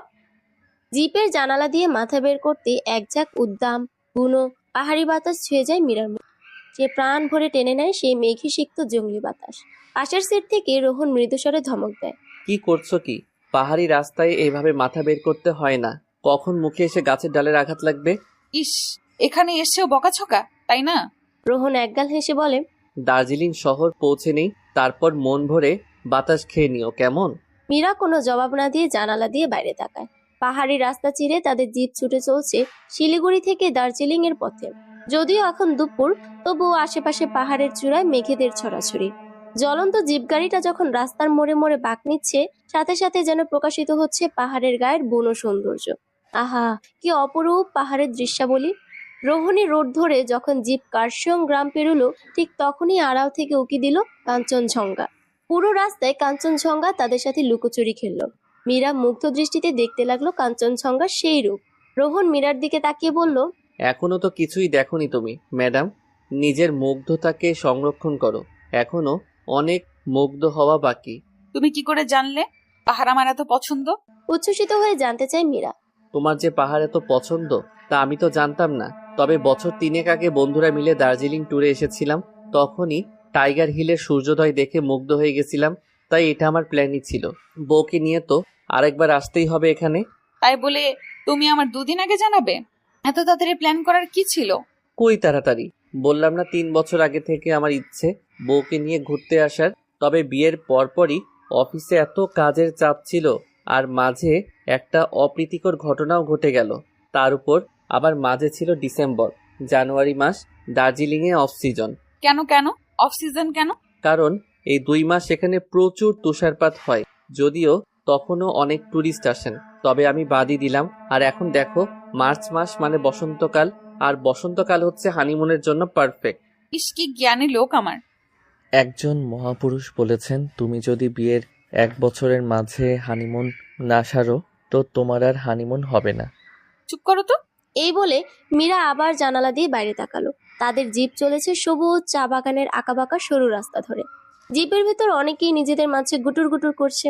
একটা বড় বাজারের মতো জায়গাতে পৌঁছাতেই বোর্ডে বড় বড় ইংরেজি হরফে লেখা আছে ঘুম। মীরা অবাক হয়ে জিজ্ঞেস করলো, ঘুম কি গো? এই জায়গাটার নামই ঘুম মীরা। মীরা যার পর নাই আশ্চর্য হয়ে ভাবলো, জায়গার নাম ঘুম। সে যাকগে, গাড়ি যখন ঘুম স্টেশন ক্রস করলো, তারপরে কাঞ্চনজঙ্ঘার পারফেক্ট ভিউ পাওয়া গেল, যাকে বলে অপূর্ব দর্শন। বিকাল 4টার দিকে জিপ তাদের চকবাজার বলে একটা জায়গায় নামিয়ে দিল। মীরা আশেপাশে চোখ বুলিয়ে দেখলো, প্রচুর মানুষের ভিড়। পাহাড়ি উপজাতিদের সাথে অনেক বাঙালিরাও রয়েছে। দেখেই বোঝা যাচ্ছে এরা প্রায় সবাই টুরিস্ট। রোহন আগেই চকবাজারের কাছে 2 দিনের জন্য হোটেল রুম বুক করে রেখেছিল। সন্ধ্যা হওয়ার আগে তারা হোটেলে চেক ইন করে নিল। হোটেলটাকে রীতিমতো সুন্দরী বলা চলে। পুরো হোটেলটাই কাঠের তৈরি, কাঠের দেয়াল, মেঝে, সিলিং। তাদের রুম ছিল দোতলায়। রুমটা বেশ পরিপাটি। মাঝারি সাইজের রুমে দুজনের একটা বেড, সাথেই বড় জানালা, তার সাথে বসার জন্য 2টো বেতের সোফা, মাঝে একটা সেন্টার টেবিল, টিভি, ওয়াইফাই সহ যাবতীয় সুবিধাদি রয়েছে রুমে। রুমে এসেই আগে হিটার অন করলো মীরা, কারণ ঠান্ডা যে কত প্রকার ও কি কি তা দার্জিলিং শহরে ঢুকেই তার বোঝা হয়ে গেছে। ভীষণ ক্লান্তিতে নরম বিছানায় গা এলিয়ে দেয় সে। ঢাকা থেকে এতটা জার্নি করে শরীরে আর কোনো এনার্জি অবশিষ্ট নেই তার। রোহন ওয়াশরুম থেকে বেরিয়ে বলে, ফ্রেশ হয়ে একটু ঘুমিয়ে নাও, সন্ধ্যার দিকে বাইরে যাব। বিছানার পাশের জানালাটা খুলে দিল রোহন। এদিকে তাকালেই চোখে পড়ে দূর পাহাড়ের গায়ে লেগে থাকা ছোট ছোট জনবসতি। পাহাড়ের গায়ে মেঘের লুকোচুরি খেলা। সন্ধ্যা নেমে এসেছে শহরের বুকে। খোলা জানালা দিয়ে হু হু করে পাহাড়িয়া বাতাস ঘরে ঢুকে পড়ছে। রোহন মীরাকে ডেকে তুলল, বলল, চলো বাইরে থেকে ডিনারটা সেরে আসি। মীরা অবাক হয়, বলে, এখনই? মাত্র তো 6টা বাজে। জি ম্যাডাম, কেননা রাত 8টার পর দার্জিলিং শহর ঘুমিয়ে যায়, তখন না কিছু খেতে পাবে আর না কি দেখতে পাবে। তাই জলদি রেডি হও, আর ভারী জ্যাকেট আর একটা শাল নিয়ে নাও, বাইরে কিন্তু প্রচন্ড ঠান্ডা। রোহনের কথা মতো মীরা তৈরি হয়ে বাইরে আসে। ততক্ষণে রোহন এক ট্যাক্সি ড্রাইভারের সাথে কথা বলে কাল সকালের জন্য ট্যাক্সির 2টো সিট নিজেদের জন্য ঠিক করে রাখলো। আজ রাতেই ট্যাক্সি ঠিক না করলে কাল এত ভোরে টাইগার হিল পৌঁছাতে পারবে না। মীরা একটা ব্লু ডেনিমের প্যান্টের সাথে হাঁটু অব্দি লম্বা সুতির স্কার্ট পরেছে, তার উপর চড়িয়েছে মোটা লেদার জ্যাকেট। লং লেয়ার চুলগুলোকে পনিটেল করা, পায়ে হাইনেক কিডস। রোহন মীরাকে এক নজর দেখে বলল, উফ, আমার এই বউটাকে যে আমি কোথায় লুকাই। প্রতি উত্তরে মীরা একটা প্রশ্রয় মিশ্রিত হাসি দিয়ে সামনে এগিয়ে গেল। রাস্তার বাঁকটা নিতেই দেখা গেল গোধূলির শেষ আলোয় বিষণ্ণ 2টো কাঠের বেঞ্চ। বেঞ্চের মধ্যে এক ঝাঁক নেপালি মুখ, তাদের লাল লাল গাল, তাদের চোখের উজ্জ্বল দৃষ্টি, তাদের চ্যাপটা ঠোঁটের মিষ্টি হাসি। সামনের রেলিং এর গায়ে মত্ত 2জন প্রেমিক প্রেমিকা। সারা পৃথিবীর এই ব্যস্ততার মাঝে তারা যেন হারিয়ে গেছে নিজেদের প্রেমের তীব্র গভীরতায়। আস্তে আস্তে সন্ধ্যা নামছে পাহাড়ের বুকে। দূরের কাঠের বাড়িগুলোতে আলো জ্বলা শুরু হয়েছে। চোখের সামনে শুধুই নীল মেঘের দল, তাতে ডুব দিয়েছে কিছু সুন্দরী পাহাড়ি কন্যা। মেলের সমস্ত আলো জ্বলে উঠেছে, সেই হলুদ সোডিয়ামের আলোর তলায় সাদা কুয়াশার কণা ভেসে বেড়াচ্ছে। ঘোড়াওয়ালারা তাদের খুচরো পয়সার থলি নিয়ে ঘরে ফিরছে। মেলের পাশের মহাকাল মার্কেট আর মেল লোকাল মার্কেট বসেছে তাদের হাজার রকমের সোয়েটার, টুপি, হরেক রকম জিনিস নিয়ে। মেলের প্রধান রাস্তা ধরে ওয়াচ টাওয়ারের দিকে পথে যাবার পথে হঠাৎ নাকে আসলো চকলেট পেস্ট্রির তীব্র গন্ধ, আর কানে কোনো জ্যাজ অথবা পপ ইংলিশ গানের সুর ধাক্কা খেলো। রোহন এক হাতে মীরার কোমর শক্ত করে ধরে আছে, মীরার এক হাতে জড়িয়ে ধরেছে রোহনের হাত। হেঁটে চলেছে দুজন ফুটপাত ধরে। রাত বাড়ছে দার্জিলিং শহরে। মেঘের দল আস্তে আস্তে ঘিরে ধরছে দার্জিলিংকে। দার্জিলিং বিগ বাজারের দিকে পথে যেতে পড়লো পেন্নাং রেস্টুরেন্ট আর ওয়াশিংটন রেস্টুরেন্ট। দার্জিলিং এর সেরা মোমো এরাই বানায়, আর মোমো খেতে গেলে অবশ্যই কিন্তু পর্ক মোমো। রোহন 6টা মোমো অর্ডার করলো, সাথে 2 ধরনের চাটনি। আশেপাশে অনেক স্ট্রিট ফুডের কার্ট। দার্জিলিং এর অন্যতম প্রধান আকর্ষণীয় হচ্ছে এখানকার স্ট্রিট ফুড। মোমো খেয়ে একটু পর তারা ঢুকলো আরেকটা রেস্টুরেন্টে রাতের খাবার সারতে। রোহন গরম গরম ভাত আর ঝাল ঝাল চিকেন অর্ডার করলো, তবে বসতে হবে কিছুক্ষণ। মীরা এবার রোহনকে জিজ্ঞেস করলো, তুমি কিন্তু এখনো আমায় সব খোলাসা করে বলোনি। আজ সময় আছে, আজ বলো। মানে কি বলিনি আমি তোমায়? ওই দিন আমায় কি করে ওই লোকটার থেকে ফিরিয়ে এনেছিলে তা কিন্তু তুমি আমায় বলোনি। বেড়াতে এসেও এসব নিয়ে পড়ে থাকবে তুমি? তোমার মনে হয় না সে সব কিছু আমার জানা উচিত? রোহন একটা দীর্ঘশ্বাস ফেলে বলল, আহনাব যে একটা সাইকো এটা তো আমি ভালো করেই জানতাম, কেননা যে কিনা তোমার বোনকে কিডন্যাপ করতে পারে শুধুমাত্র আমায় বিয়ের আসরে অপমান করতে, সে আরো অনেক কিছুই করতে পারে।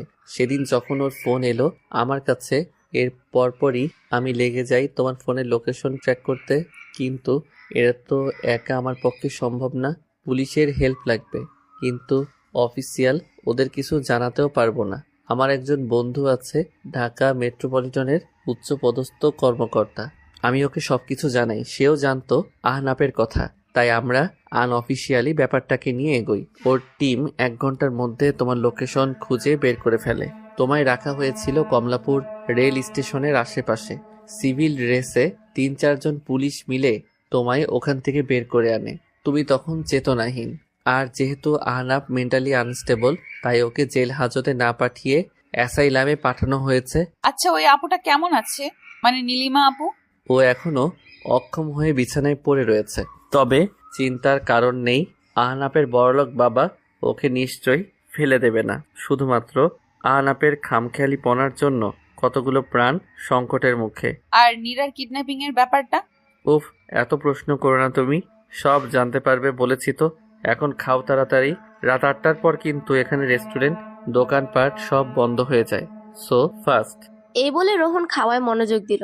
হোটেলে ফিরে এসে বলল মীরা, এখন কি করব? সবে তো 8:30 বাজে। কাল সকালে সূর্যোদয় দেখতে চাইলে কম্বল মুড়ি দিয়ে ঘুমিয়ে পড়ো। এই বলে লাইট অফ করে মীরাকে টেনে কম্বলের নিচে নিয়ে আসে রোহন। অ্যালার্মের শব্দে আড়মোড়া ভেঙে বিছানায় উঠে বসলো রোহন। যদিও এই হাড় কাঁপানো ঠান্ডায় কম্বলের ওম ত্যাগ করতে মন চায় না, তবে কিছু পেতে হলে তো কিছু ছাড়তেই হবে। সময় এখন রাত 3টার কাছাকাছি। পাশেই মীরা তার কোমর জড়িয়ে ধরে ঘুমের রাজ্যে রয়েছে। মীরার ঘুমটা ভাঙাতে মন চাইছে না তার, তবুও উঠতে তো হবেই। প্রথমে রোহন মৃদুস্বরে ডাকলো, মীরা ওঠো, এখনই আমাদের রেডি হয়ে বেরিয়ে পড়তে হবে। কিন্তু এই কথা মীরার কর্ণগোচর হলো না মনে হয়, কেননা মীরার কোনো হেলদোল নেই। রোহন বিছানা ছেড়ে উঠতে উঠতে এবার একটু জোরে বলল, এই যে আমি কিন্তু উঠে গেছি, পরে কিন্তু আমায় দোষ দিতে পারবে না যে তোমায় ডাকিনি আমি। মীরা এক লাফে উঠে বসলো এবার, যা দেখে রোহনের ঠোঁটে মৃদু হাসি ফুটে উঠলো। মীরার চোখ জড়িয়ে যাচ্ছে ঘুমে, চোখ বুজে কোনো মতে বলল, এক্ষুনি বেরোতে হবে, মাত্রই তো ঘুমালাম। রোহন কাছে এসে মীরার এলোমেলো চুলগুলোকে হাত দিয়ে ঠিক করতে করতে বলল, পরে এসে ঘুমিও, এখন চলো তো বাবা। এই সানরাইজ মিস করলে কিন্তু তোমার দার্জিলিং ট্যুরটাই বৃথা। রোহন আর মীরা রেডি হয়ে বাইরে এসে দেখলো হোটেলের সামনে তাদের সেই ট্যাক্সি ড্রাইভার দাঁড়িয়ে। ড্রাইভারটি বোধহয় বাঙালি। তিনি একগাল হেসে বললেন, দাদা, এখনই আমি আপনায় ফোন করতাম, জলদি উঠে আসুন। ট্যাক্সিতে আরো একটি কাপল রয়েছে। এত রাতেও চারপাশে মানুষের ভিড়, রাস্তায় সারি সারি জিপের বহর। চারপাশে এত গাড়ি আর কোলাহলে অবাক হয় মীরা। এতগুলো মানুষের একটাই গন্তব্য, টাইগার হিল। বাইরে হাড়হিম করা ঠান্ডা, তবে এই ঠান্ডাকে তোয়াক্কা না করেই সবাই বেরিয়ে পড়েছে। রোহন ভালো করে মোটা একটা শাল জড়িয়ে দেয় মীরার গায়ে। যদিও তাদের সবারই জ্যাকেট, টুপি, হাত মোজা, পা মোজা পরা রয়েছে, তবুও মনে হচ্ছে শীত যেন কামড়ে ধরছে সারা শরীর। তাদের ট্যাক্সি ছুটে চলেছে পাহাড়ি অন্ধকার রাস্তা ধরে। দুপাশে পাইন গাছের সারি, জঙ্গলের মতো জায়গাগুলোতে কুয়াশায় চারিপাশ আরো ভীতিকর হয়ে রয়েছে। টাইগার হিল জায়গাটি দার্জিলিং শহর থেকে 11 কিলোমিটার দূরে অবস্থিত। এর উচ্চতা প্রায় 7,500 ফুট। সূর্যোদয়ের সময় নিচু উচ্চতায় সূর্যকে দেখতে পাওয়ার আগে কাঞ্চনজঙ্ঘার শিখরগুলি আলোকিত হয়ে ওঠে, যা টাইগার হিল থেকে খুব স্পষ্টভাবে দেখতে পাওয়া যায়। তাছাড়াও এখান থেকে আকাশ পরিষ্কার থাকলে দক্ষিণে কার্শিয়াং শহর এবং কিছু দূরে দক্ষিণে তিস্তা নদী, মহানন্দা নদ, পালাসন নদ ও মেচি নদীকে সর্পিল পথে এঁকে বেঁকে চলতে দেখা যায়। চোলা পর্বতমালার পিছনে অবস্থিত তিব্বতের চুমুলরি পর্বতটিকেও টাইগার হিল থেকে দেখা যায়। ওখানে পৌঁছে অনেক অনেক গাড়ির পেছনে তাদের গাড়ি পার্ক করা হলো। ঘড়িতে সময় তখন 4:30। রোহন শক্ত করে মীরার হাত ধরে সামনে এগোতে লাগলো। প্রায় 10 বা 12 মিনিটের মতো পাহাড়ি আঁকাবাঁকা হাঁটা পথ পেরিয়ে তারপর সেই মূল জায়গা যেখান থেকে কিনা ভোরের সূর্যোদয় দেখা যায়। ওখানে পৌঁছাতে গিয়ে মীরার রীতিমতো হাঁপ ধরে যায়, যেহেতু জায়গাটা অনেকটা উঁচু। তারা সেখানে পৌঁছে দেখলো অজস্র মানুষের ভিড়ে যেন পা ফেলার জায়গা অবধি নেই। কোলাহলে পূর্ণ পুরো জায়গা। হাজারো মানুষের পশ্চাৎদেশ ছাড়া আর তেমন কিছু চোখে পড়ল না তাদের। কিন্তু রোহন মীরাকে দুহাতে জড়িয়ে ধরে সামনে মানুষের ভিড় ঠেলে এগিয়ে যেতে লাগলো। কিন্তু সবার মুখ থেকে আফসোস সূচক বাণী বেরিয়ে আসছে। পুরো টাইগার হিল যেন হাহাকার করে উঠল। সামনে তাকিয়ে দেখা গেল পুরো আকাশ কুয়াশায় মোড়ানো। চোখের সামনে দুহাত দূরের জিনিসও দৃষ্টিগোচর হচ্ছে না। তবে কি আজ আর সূর্যোদয় দেখা হবে না? মন খারাপ হয়ে গেল মীরার, আর তার সাথে রোহনেরও। যদিও সে একবারই সূর্যোদয় উপভোগ করেছে, কিন্তু মীরার জন্য তার খারাপ লাগছে। তবুও সবাই অধীর আগ্রহে অপেক্ষা করতে লাগলো, যদি সূর্যদেব একটু কৃপা করেন। রোহন মীরাকে নিয়ে একটু পাশ কেটে দাঁড়ালো। ঠিক 5 মিনিটের মাথায় পুরো আকাশে একটা শুকনো সোনালি রেখা ছড়িয়ে গেল। সবার মাঝে গুঞ্জন শোনা গেল। সবাই হই হই করে উঠল। বরাত তাহলে সবার এতটাও মন্দ নয়। একজন আরেকজনকে ঠেলা ধাক্কা দিয়ে সামনে এগিয়ে যেতে লাগলো। প্রায় সবার হাতেই মোবাইল ফোন। এ যেন এক প্রতিযোগিতা শুরু হয়ে গেল, কে কার আগে এই দৃশ্য মুঠোফোনে বন্দি করবে। আস্তে আস্তে পুরো আকাশে ছড়িয়ে গেল সোনালি আভা। কেউ যেন গোটা আকাশে আগুনের স্ফুলিঙ্গ জ্বালিয়ে দিয়েছে। কাঞ্চনজঙ্ঘার পেছন থেকে ধীরে ধীরে সূর্য বের হতে হতেই যেন টুপ করে পাহাড়ের চূড়ায় উঠে গেল। সূর্যটাকে দেখে তখন ঠিক মনে হচ্ছিল অগ্নিগোলক। সূর্যের প্রথম কিরণ কাঞ্চনজঙ্ঘার চূড়ায় লাগতেই যেন শুভ্র কাঞ্চনজঙ্ঘার রূপ বেড়ে গেল বহুগুণ। আস্তে আস্তে সেই আলো ছুঁয়ে গেল গোটা কাঞ্চনজঙ্ঘা। দেখে মনে হচ্ছে যেন কেউ কয়েক গ্যালন গলিত স্বর্ণ ঢেলে দিয়েছে বিশাল পাহাড়টির গায়ে। এই রূপ আসলে বর্ণনাতীত। এই রূপ শুধু দর্শন করে চক্ষু সার্থক করতে হয়। কাঞ্চনজঙ্ঘাকে পেছনে রেখে যে যার মতো পোর্ট্রেট তুলে নিচ্ছে, ফিরে গিয়ে দেখাবে এবং পোস্ট করে লাইক করবে বলেই সে এক তুলকালাম কাণ্ড বেঁধে গেল চারিপাশে।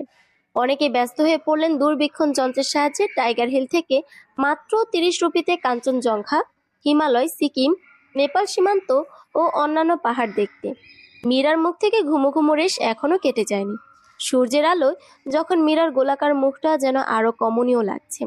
মীরার উত্তাল করা হাসি যেন রোহনের এক টুকরো সুখ। এই রাঙা আলোয় মীরার মুখখানা দেখে তার মনে হলো এই রূপ রোজ সকালে না দেখতে পেলে সে হয়তো নিঃশ্বাস বন্ধ হয়ে মরেই যাবে। সূর্য দেখা দেবার আগের মুহূর্ত ভোলার নয়। সবাই তাকিয়ে আছে আর অপেক্ষা করছে। সূর্য যখন অলৌকিকভাবে উকি দিল, সেই সময়ের মানুষের অভিব্যক্তির বর্ণনা দেবার ভাষা সত্যিই অজানা। টাইগার হিলে সূর্যোদয়ের বর্ণনা অনেক পড়া হয়েছে অনেক গল্প উপন্যাসে। এবার নিজেই তা প্রত্যক্ষ করে যেন হতবিহ্বল হয়ে গেল মীরা। ওরা আসলেই সৌভাগ্যবান যে এমন স্পষ্ট সূর্যোদয় দেখতে পেয়েছে এত কুয়াশার মাঝেও। মীরা বিস্ফোরিত নয়নে তাকিয়েছে সেদিকে। তার চোখে মুখে খুশি ঝিলিক দিচ্ছে। এত কাছে থেকে এমন অপরূপ দৃশ্য তার আগে দেখা হয়নি। এত কাছ থেকে সূর্যোদয় দেখতে পেয়ে সূর্য প্রণাম করতে ভুলল না মীরা। পূর্ব দিকে হাত জোর করে মনে মনে জপে নিল সূর্য প্রণাম মন্ত্র। ও জবা কুসুম শঙ্কাশং। মীরা রীতিমতো রোহনকে জাপটে ধরে উচ্ছ্বসিত গলায় বলে, thank you, thank you, thank you very much. Oh my God, এত সুন্দর কেন? রোহন হেসে ফেলল, বলল, কারণ তুমি যে দেখছো তাই। মীরা রোহনের হাতে মৃদু একটা চট দিয়ে বলে, ইস, যা তা একদম। টাইগার হিলে ভোর থেকে ফ্লাক্সে করে চা কফি বিক্রি করে অনেকেই। এই হাড় কাঁপানো ঠান্ডায় তো এমন গনগনে গরম কফি তো চাই। রোহন 20 রুপি করে 2 কাপ কফি নিয়ে নিল। এই ঠান্ডায় গরম কফির কাপে চুমুক, আহা, যেন অমৃত। রোহন তার আর মীরার একটা সেলফি তুলে নিল। হাজার হোক, প্রথম একসাথে বেড়াতে আসা বলে কথা। নিচে নেমে এসে ট্যাক্সি খুঁজে পেতে বেশি বেগ পেতে হলো না তাদের। সামনেই ছিল। সাথে আসা কাপড়টির সাথে গাড়িতেই পরিচয় সেরে নিয়েছিল তারা। শুভদীপ আর জুন এসেছে কোচবিহার থেকে। এটা তাদেরও বিয়ের পর প্রথম ঘুরতে আসা। তারা আসতেই ড্রাইভার বলল, আরে দাদা, এত ভয় পেয়েছিলাম কুয়াশা থাকায়, ভেবেছিলাম বউকে নিয়ে টাইগার হিল আসাটাই বুঝি বৃথা হয়ে গেল। রোহন সম্মতি জানিয়ে বলল, তার বলতে সকাল 10টার দিকে একটা হোটেলে ব্রেকফাস্ট সেরে রোহন আর মীরা হাঁটতে শুরু করলো মহাকাল মন্দিরের উদ্দেশ্যে, যা কি চকবাজার থেকে খুব একটা দূরে নয়। দার্জিলিংয়ে বসবাসকারীদের মধ্যে বেশিরভাগই হিন্দু। এরপরে আসে বৌদ্ধ ধর্মবিশ্বাসীদের সংখ্যা। অন্যান্য ধর্মের লোকজনও বেশ কিছু আছে এখানে। নেপাল থেকে আসা লোকজনের মধ্যে হিন্দু ও বৌদ্ধ দুই ধর্মের মানুষই আছে। তিব্বতীরা সকলে বৌদ্ধ, তাই দার্জিলিংয়ে বৌদ্ধ গুম্ফার পাশাপাশি হিন্দু মন্দিরও রয়েছে। এর মধ্যে প্রাচীনতার দিক থেকে মহাকাল মন্দির আর সিংহাদেবীর মন্দিরের কথা বলা যায়। এটি দার্জিলিংয়ের অন্যতম একটা দর্শনীয় স্থান ও অনেক পুণ্যার্থীদের জন্য তীর্থস্থান হিসেবে গণ্য। দার্জিলিং মেলের চৌরাস্তা পেরিয়ে দুটো রাস্তা, নেহেরু রোড আর ভানুভক্ত রোড, একটা গাছপালায় ঘেরা পাহাড়কে আবেষ্টন করে দুদিকে চলে গেছে।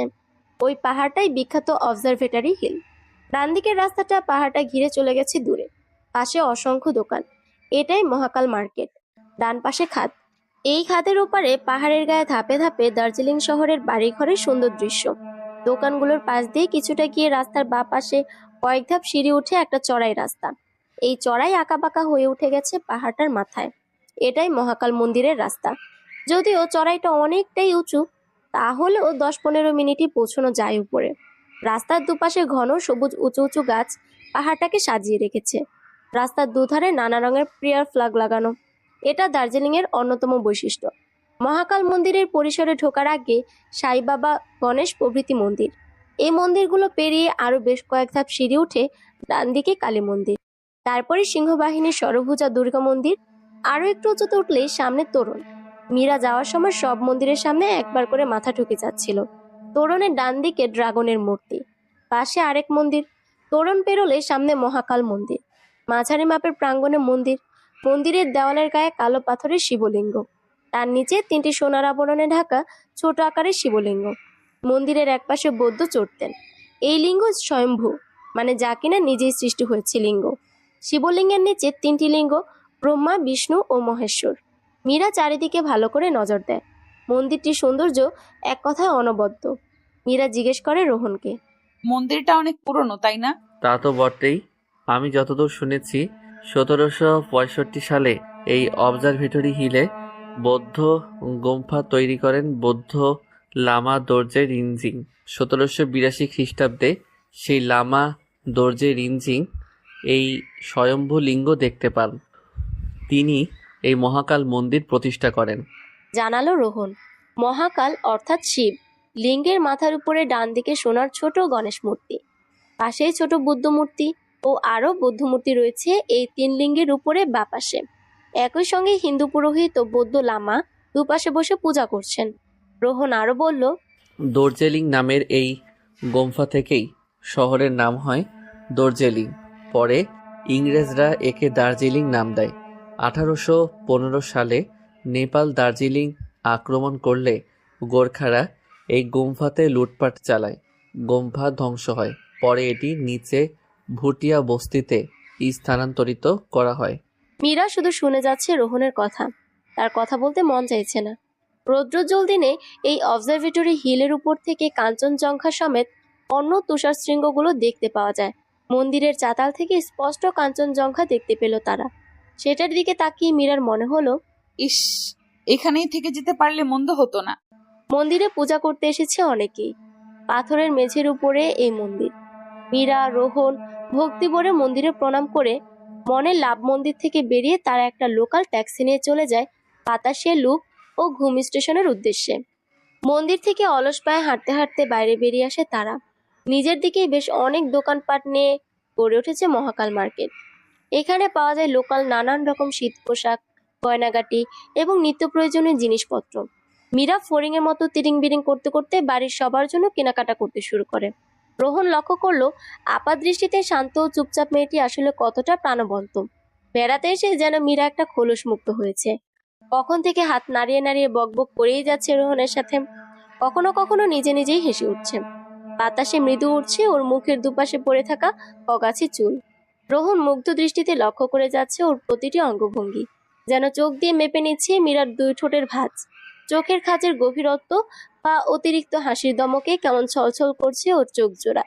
মীরা হঠাৎই রোহনের দিকে তাকিয়ে অপ্রতিভ হয়ে যায়, থতমত খেয়ে বলে, কি দেখছো ওভাবে? রোহন ঘন হয়ে আসা আওয়াজে জবাব দেয়, তোমাকে। চোখের তারা এখনো মীরার মুখের উপর স্থির, নিষ্পলক দৃষ্টি দিয়ে যেন শুষে নিচ্ছে ওর অন্তরাত্মা। মীরার অপ্রস্তুত হয়, লজ্জায় গাল গরম হয়, ফর্সা মসৃণ ত্বক বেদ করে লালিমা দেখা দেয় গালে। মীরা মুখ অন্যদিকে ফিরিয়ে বিড়বিড় করে। ইস, কথা প্রসঙ্গ পাল্টাতে বলে মীরা, তোমার হাতে ওটা কি? It's a surprise for you. সরাসরি না বলে ঘুরিয়ে উত্তর দেয় রোহন। মীরা আর কিছু জিজ্ঞেস করে না, ওর হাতটা আলগোছে ধরে হাঁটতে থাকে। তাদের পরবর্তী গন্তব্য বাতাসিয়া লুপ ও ঘুম স্টেশন। দার্জিলিং গিয়েছেন অথচ বাতাসিয়া লুপে যাননি, এরকম ভ্রমণপ্রেমীর সংখ্যা নেহাত খুবই কম। দার্জিলিং এর এক নয়নাভিরাম দৃশ্য এখানে উপভোগ করা যায়, যা কতটা অসাধারণ তা নিজের চোখে না দেখলে ধারণা করাটা কঠিন। দার্জিলিং এর বিখ্যাত টয় ট্রেনে বসে গেলে বাতাসিয়া লুপে আসতেই হবে। হিলকার্ট রোডে অবস্থিত বাতাসিয়া লুপ দার্জিলিং এর অন্যতম জনপ্রিয় পর্যটন কেন্দ্র। শহর থেকে দূরত্ব মাত্র 5 কিলোমিটারে। ট্যাক্সিতে করে সময় লাগবে মাত্র 20 মিনিট। সমুদ্রপৃষ্ঠ থেকে 6,700 ফুট উঁচুতে দার্জিলিং শহরটি, তাই বাতাসিয়া লুপ এবং রেল স্টেশন বা রেল লাইনও অনেক উপরে। এটি ভারতীয় রেলের সর্বোচ্চ রেল স্টেশন। বাতাসিয়া অর্থ বাতাসের জায়গা, লুপ মানে বাগ। এখান থেকে সরাসরি কাঞ্চনজঙ্ঘা, অন্নপূর্ণা ও অন্যান্য হিমালয় শৃঙ্গের চূড়া দেখতে পাওয়া যায়। লুপের চারপাশে নানা প্রজাতির ফুলের সমাহার। পিন্টারেস্ট মূলত পাহাড়ের শীর্ষে অবস্থিত এই কেন্দ্রটি। দেখতে অনেকটা তাই মালভূমির মতো, কোথাও উঁচু কোথাও নিচু। ব্রিটিশরা দার্জিলিংকে তাদের গ্রীষ্মকালীন অবসর যাপনের কেন্দ্র হিসেবে গড়ে তুলতে চেয়েছিল, যার ফলস্বরূপ 1919 সালে প্রতিষ্ঠিত হয় বাতাসিয়া লুপ। বাতাসিয়া লুপের প্রবেশপথে রয়েছে স্ট্রিট ফুডের সম্ভার। ভেতরে বিশাল এক চত্বর, সাজানো গোছানো ছিমছাম পরিবেশ, বিশাল ফুলের বাগান। মুগ্ধ দৃষ্টিতে মীরা চারপাশে নজর বুলিয়ে যাচ্ছে। কখন যে রোহনের থেকে একটু পিছিয়ে পড়লো। আশেপাশে প্রচুর পর্যটকের ভিড়, সবাই নিজেদের মতো ব্যস্ত। হঠাৎ নজর গেল পাশে 2-3টে ছেলে মীরার দিকে কেমন একটা নজরে তাকিয়ে আছে, কেমন একটা বৃষ্টি ইঙ্গিত করছে। মীরার গা ঘিন ঘিন করে উঠল। এক ছুটে এসে সে রোহনের গায়ের সাথে সংকুচিত হয়ে দাঁড়ালো। রোহন ভ্রু উঁচিয়ে মীরার দিকে তাকিয়ে জানতে চাইলো কি হয়েছে। তারপর মীরার দৃষ্টি অনুসরণ করে সামনে তাকাতেই সেও ছেলেগুলোকে দেখতে পেল। রোহন এক হাতে মীরার কোমর জড়িয়ে ধরে নিজের সাথে মিশিয়ে নিল। আকস্মিক ঘটনায় মীরা হতভম্ব হয়ে গেল। সাথে সাথে রোহন মীরার কপালে একটা স্পর্শ চুমু এঁকে দিল। মীরা বিস্মিত, নির্বাক, লজ্জায় কান গরম হয়ে উঠেছে। নিজেকে সামলে নিয়ে চোখ পাকিয়ে বলল, ইস, কি হচ্ছেটা কি এত এত লোকের সামনে? You don't need to worry about it. আমি সবাইকে চোখে আঙুল দিয়ে দেখিয়ে দিচ্ছি, it's my property, this territory belongs to me. রোহনের চোখে মুখে তীব্র অধিকারবোধ, এর সাথেই রয়েছে মীরার প্রতি অগাধ ভালোবাসার বহিঃপ্রকাশ। মীরা তাকে দেখলো ততক্ষণে ছেলেগুলো ওর দিক থেকে নজর ফিরিয়ে খানিকটা দূরে গিয়ে দাঁড়িয়েছে। সবুজে ছাওয়া ঘাস, পাতাবাহার, লতাবাহার ইত্যাদি বাঁধানো পথ। চত্বরের মাঝখানে বিশাল উঁচু কালচে গোলাকার স্তম্ভ। 1987 সালে স্বাধীনতা যুদ্ধে নিহতদের স্মরণে তৈরি হয়েছে বাতাসিয়া লুপ। বৃষ্টি থেকে রক্ষা কিংবা বিশ্রাম নেওয়ার জন্য কিছু ছাউনিও রয়েছে। বাগানের একপাশে দাঁড়ালেই দেখতে পাওয়া যায় টয় ট্রেন। এই টয় ট্রেনে ওঠার প্রধান আকর্ষণ হচ্ছে এর মধ্যে চেপে বাতাসিয়া লুপ পার হওয়া। ছোট্ট খেলনা রেলগাড়িটা যখন ঝিকঝিক করে হুইসেল বাজিয়ে সবুজ ঘাসে মোড়া নানা রঙের ফুলের বাগানে চক্রাকারে ঘুরতে ঘুরতে এগিয়ে আসবে, দাঁড়াবে, আবার পাক খেয়ে চলে যাবে, তখন মন্ত্রমুগ্ধের মতো চেয়ে থাকা ছাড়া উপায় নেই। লুপের বাইরে একটু নিচের দিকে নেমেই পাওয়া গেল নানা ধরনের রেস্টুরেন্ট। একটা রেস্টুরেন্টে ঢুকে তারা দুপুরের খাবার সেরে নিল। বাতাসিয়া লুপ এবং আশেপাশে সাইট সিইং করে যখন তারা হোটেলে ফিরে এলো তখন দুপুর 3টা। রুমে ঢুকেই বেডে শরীর এলিয়ে দিল মীরা। রোহন সোজা ওয়াশরুমে ঢুকে গেল। 10 মিনিট পর বেরিয়ে এসে বলল, বেশি সময় নেই, সব প্যাকিং করে নাও, আমাদের বেরোতে হবে। মীরা অবাক হয়ে বলল, মাত্রই তো ফিরলাম, এখন আবার কোথায় যাব, তাও সবকিছু প্যাকিং করে? রোহনের মুখে দুষ্টুমি মাখানো হাসি। মীরা এবার বিভ্রান্ত হয়। সকালবেলায় নাম না জানা পাখিদের কলকাকলিতে ঘুম ভেঙে যায় মীরার। হালকা চোখ পিটপিট করে চাইতে দেখে পাশে রোহন উপর হয়ে ঘুমিয়ে আছে। আহা, মানুষটা ঘুমন্ত চেহারায় কি যেন একটা মায়া। মীরা আলতো করে ছুঁয়ে দেয় রোহনের চোখের পাতা, ঠোঁট, চিবুক। হোমস্টের কাচের জানালা ভেদ করে এক মুঠো নরম রোদ এসে পড়েছে মেঝের উপর। একটু ভালোভাবে কান পাততেই শোনা যাচ্ছে খাদের কিনারায় ঝর্ণার কলকল ধ্বনি। মন এক অন্যরকম ভালো লাগায় আচ্ছন্ন হয়ে আছে। রোহনের লোমশ বুকে মাথা ঠেকিয়ে তার শরীরের নিজস্ব গন্ধটা নাকে টেনে নেয় সে। ভেজা ঠোঁটজোড়া আলতো করে ছুঁয়ে যায় রোহনের গলার ভাঁজে। প্রতি উত্তরে তাকে জড়িয়ে ধরা হাতের বাঁধনটুকু আরেকটু শক্ত করে রোহন। সুতীব্র অধিকার বোধে মীরার কমনীয় কোমরে রোহনের গ্রিপ যেন আরেকটু নিবিড় হয়ে আসে, যেন তাকে বুঝিয়ে দিচ্ছে এই জীবনে মীরাই তার প্রায়োরিটি। তার আগে কেউ ছিল না, আর তারপরেও কেউ থাকবে না। রোহন কিছু সময়ের জন্য সজাগ হয়ে আবারও তলিয়ে যায় ঘুমের জগতে। নরম উষ্ণ শয্যা ত্যাগ করে মীরা কাঠের মেঝেতে পা রাখে, আর সাথে সাথে তার সারা শরীর তীব্র শীতে শিরশির করে ওঠে। আচ্ছা, এই ভোর সকালে ত্বকদার তাপমাত্রা কত হতে পারে? কাল রাতে ঘুমানোর আগে দেখেছিল 10 ডিগ্রি সেলসিয়াস। এখন কি বেড়েছে নাকি কমেছে? মীরা বিছানার পাশ থেকে মোটা একটা শাল জড়িয়ে নেয় শরীরে। রোহনকে ঘুমন্ত অবস্থায় ঘরে রেখেই সে পা টিপে টিপে বাইরে বারান্দায় এসে দাঁড়ালো। চারদিকে তখন কেবল ভোরের সূচনা। আড়মোড়া ভেঙে জেগে উঠেছে স্নিগ্ধ চা বাগান। পূর্বাকাশে সূর্যের লালিমা ছড়িয়ে পড়েছে। একটু পরেই আকাশের বিশাল ক্যানভাসে মাথা তুলে দাঁড়ালো কাঞ্চনজঙ্ঘা। সূর্যের রশ্মি চূড়াতে পড়তেই যেন হীরকখণ্ডের মতো জ্বলজ্বল করে ওঠো পুরো উত্তরের আকাশ জুড়ে। মেঘের উপর থেকে যেন কাঞ্চনজঙ্ঘা মাথা বের করে রেখেছে। বারান্দার চারিপাশে এসে জমা হয়েছে খণ্ড খণ্ড তুলোর মতো মেঘ। মীরার গা ছুঁয়ে সেগুলো তাকে সিক্ত করে যাচ্ছে।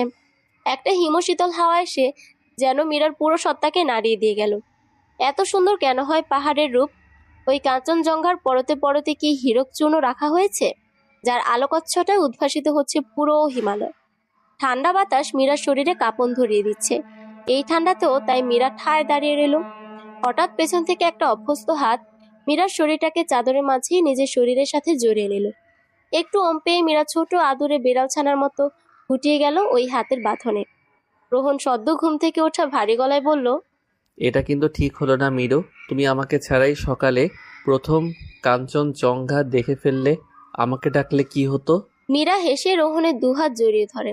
রোহন টুপ করে মীরার ডান গালে একটা চুমু খায়, তারপর বাম গালেও। শিরশির করে ওঠে মীরা।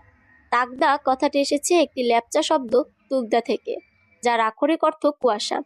এই নামের কারণ প্রায় এই সমগ্র জায়গাটি কুয়াশাচ্ছন্ন থাকে। দার্জিলিং থেকে 28 কিলোমিটার দূরে 4000 ফুট উচ্চতায় এক শান্ত সুন্দর চা বাগান ও জঙ্গল ঘেরা জনপদ তাগদা। কুয়াশা মাখা পাকদণ্ডী, পাখিদের কলতান, ঘন জঙ্গলের মধ্য দিয়ে হাঁটা পথ, একাধিক পাহাড়ি ঝর্ণার অবিরত বয়ে চলার আওয়াজ তাগদার ইউএসপি। 19-এর দশকের গোড়ার দিকে ব্রিটিশ মিলিটারি ক্যান্টনমেন্ট গড়ে ওঠে তাগদায়। এই সময় বেশ কিছু সিনিয়র অফিসাররা এই জায়গা পরিদর্শনে আসতেন প্রায়শই। এরই ফলস্বরূপ এখানে প্রায় 40-এর কাছাকাছি ব্রিটিশ বাংলো গড়ে ওঠে।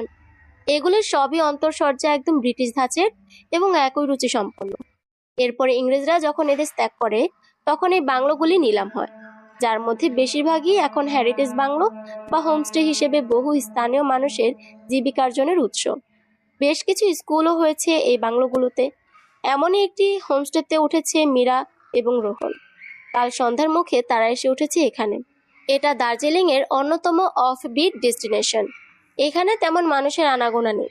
চারিদিকে যতদূর চোখ যায় শুধু সবুজ, বিভিন্ন ঘর ফেরতা পাখির কথোপকথন, আর সবচেয়ে মনে রাখার মতো সারাক্ষণ একটি অদৃশ্য ঝর্ণার আওয়াজ। এই ধ্বনি মূর্ছনা মাতাল করলো নিমেষে। সকাল 9টায় তাদের রুমে ব্রেকফাস্ট দেওয়া হলো। ব্রেকফাস্ট করে তারা বেরিয়ে পড়লো আশেপাশের দর্শনের স্থানগুলোতে একটু ঢু মারতে। পারতপক্ষে তকদার এদিকে প্রচুর ঘোরাঘুরির জায়গা, কিন্তু জনমানুষের নজর এড়িয়ে দার্জিলিং এর সবচেয়ে সুন্দর পাহাড়ি ঢালে সুবিন্যস্ত চা বাগান রংলিওর চা বাগান এখানেই। এই চা বাগানের শোভা সামনে থেকে না দেখলে বিশ্বাস করা মুশকিল। মনে হয় যেন শিল্পী খুব যত্ন করে তার তুলির টানে এঁকে দিয়েছেন এই সুন্দরী পাহাড়ি রাজকন্যাকে। এছাড়া গিলে নামরিং, তিস্তা ভ্যালি প্রভৃতি চা বাগানগুলো এখানে। নানা পাখির ডাকে ও রূপে গন্ধের শোভায় সে যেন এক মায়াবী পরিবেশ। আর এখন মার্চ মাস হওয়ায় চা বাগানের চারিদিকে সবুজের ছড়াছড়ি। কেননা ডিসেম্বর থেকে মার্চ চা পাতা তোলা হয় না। রংলিওর চা বাগান থেকে আরেকটু নিচের দিকে 2 কিলোমিটার নামলেই গিলে ভঞ্জং বাজার ক্রসিং ভিউ পয়েন্ট। এখান থেকে দাঁড়িয়ে কালিম্পং, দূরপিন, টাইগার হিল, রামবিখোলা প্রভৃতি জায়গাগুলি দেখা যায়। এই দৃশ্য এক কথায় অনবদ্য। এছাড়া তাগদা বাজার থেকে 6 মাইল যেতে রয়েছে তাগদা অর্কিড সেন্টার। রং বেরঙের অর্কিড দেখে মুগ্ধতার রেশ রয়ে গেল অনেকক্ষণ। হোমস্টেতে ফেরার পথে গাড়ি থামিয়ে একটা ইউরোপীয় স্টাইল কটেজের সামনে নামলো। পাহাড়ের পাথুরে পথে রোহনের হাত ধরে সাবধানে সামনে এগিয়ে যাচ্ছে মীরা। পেছন থেকে একটা কিন্নর নারী কণ্ঠের ডাকে থেমে গেল তারা। পেছনে ফিরে দেখতে পেল তৃষা ডাকছে ওদের। তৃষা ছিল রোহনের ব্যাচমেট। এগিয়ে গিয়ে হাসি মুখে জিজ্ঞেস করলো রোহন, কি রে, কি খবর তোর? আমার খবর তো ভালোই। তা হানিমুনে বুঝি? হ্যাঁ, সেরকমই কিছুটা। এবার মেয়েটি মীরার দিকে তাকিয়ে বলল, হাই নীরা, তুমি আমায় চিনবে না, কিন্তু আমি তোমায় অনেক আগে থেকেই চিনি। আমি রোহনের ফ্রেন্ড তৃষা। মীরা কিছুটা ইতস্তত করে উঠল। মেয়েটা তাকে নীরা বলে ডাকছে কেন? শোনো নীরা, তোমার বিয়েতে আসতে পারিনি ঠিকই, কিন্তু তোমার প্রতি, তোমার এই পতিদেবের প্রেমে হাবুডুবু খাওয়ার ইতিহাস কিন্তু ঠিকই জানি। বলেই জোরে জোরে হাসতে লাগলো তৃষা। রোহন একটা দীর্ঘশ্বাস ফেলে বলল, ওর নাম নীরা নয়, ওর নাম মীরা। তৃষা সন্দিহান চোখে তাকায় রোহনের দিকে। তারপর একটা ঝাড়ি মেরে বলে, ইয়ার কি মারছিস নাকি? এতদিন ধরে না জানলাম ওর নাম নীরা, এখন মীরা হয়ে গেল কিভাবে?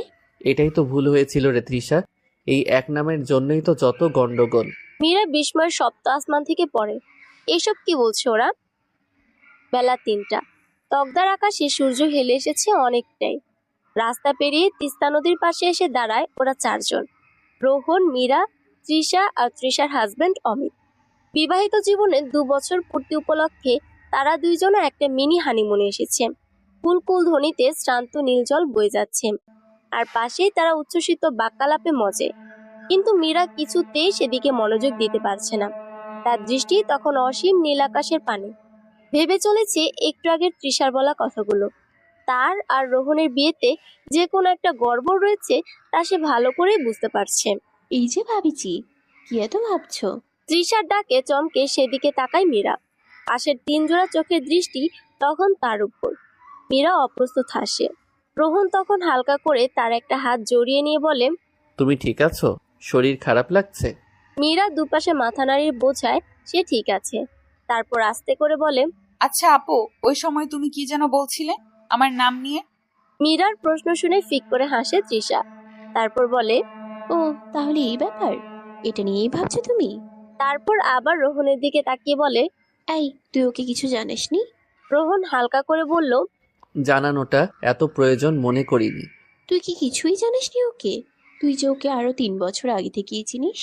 এবার মীরার আক্কেল গুরুম হওয়ার পালা। বলে কি 3 বছর? মানে রোহন আগে থেকেই মীরাকে চিনতো? মীরার মনের ভেতর একসাথে 1000টা রং মশাল জ্বলে উঠল। রোহন ওকে আগে থেকেই ভালোবাসতো। তবে তবে নীরার জন্য বিয়ের প্রস্তাব পাঠিয়েছিল কেন? তৃষা আবারও বলা শুরু করে, ধন্যী ছেলে তুই মাইরি। আরে মীরা শোনো না, তোমরা যেবার ভার্সিটির ফার্স্ট ইয়ারে ভর্তি হলে তখন আমরা মাস্টার্সে। তা ক্লাসে কেউই বেশি একটা যায় না। একদিন কি হলো, ডিপার্টমেন্ট থেকে জরুরি তলব, যেতেই হবে। তো আমরা সবগুলো সেদিন জড়ো হলাম ডিপার্টমেন্টের সামনে। সবাই নিজেদের মধ্যে আড্ডায় ব্যস্ত। সেদিন আবার ছিল তোমাদের নবীনবরণ অনুষ্ঠান। তৃষার কথার মাঝেই রোহনের মন এই পাহাড়ি আবহাওয়া ছেড়ে চলে গেল আজ থেকে প্রায় 3 বছর আগের ভরা বসন্তের রৌদ্রোজ্জ্বল দিনে। ঘড়ির কাঁটা তখন বেলা 11টা ছুঁই ছুঁই। ইউনিভার্সিটির অডিটোরিয়াম থেকে ভেসে আসছে মৃদু কোলাহল। সূর্যের আগুনিয়া তাপ যেন ঝলসে দিচ্ছে চারিপাশ।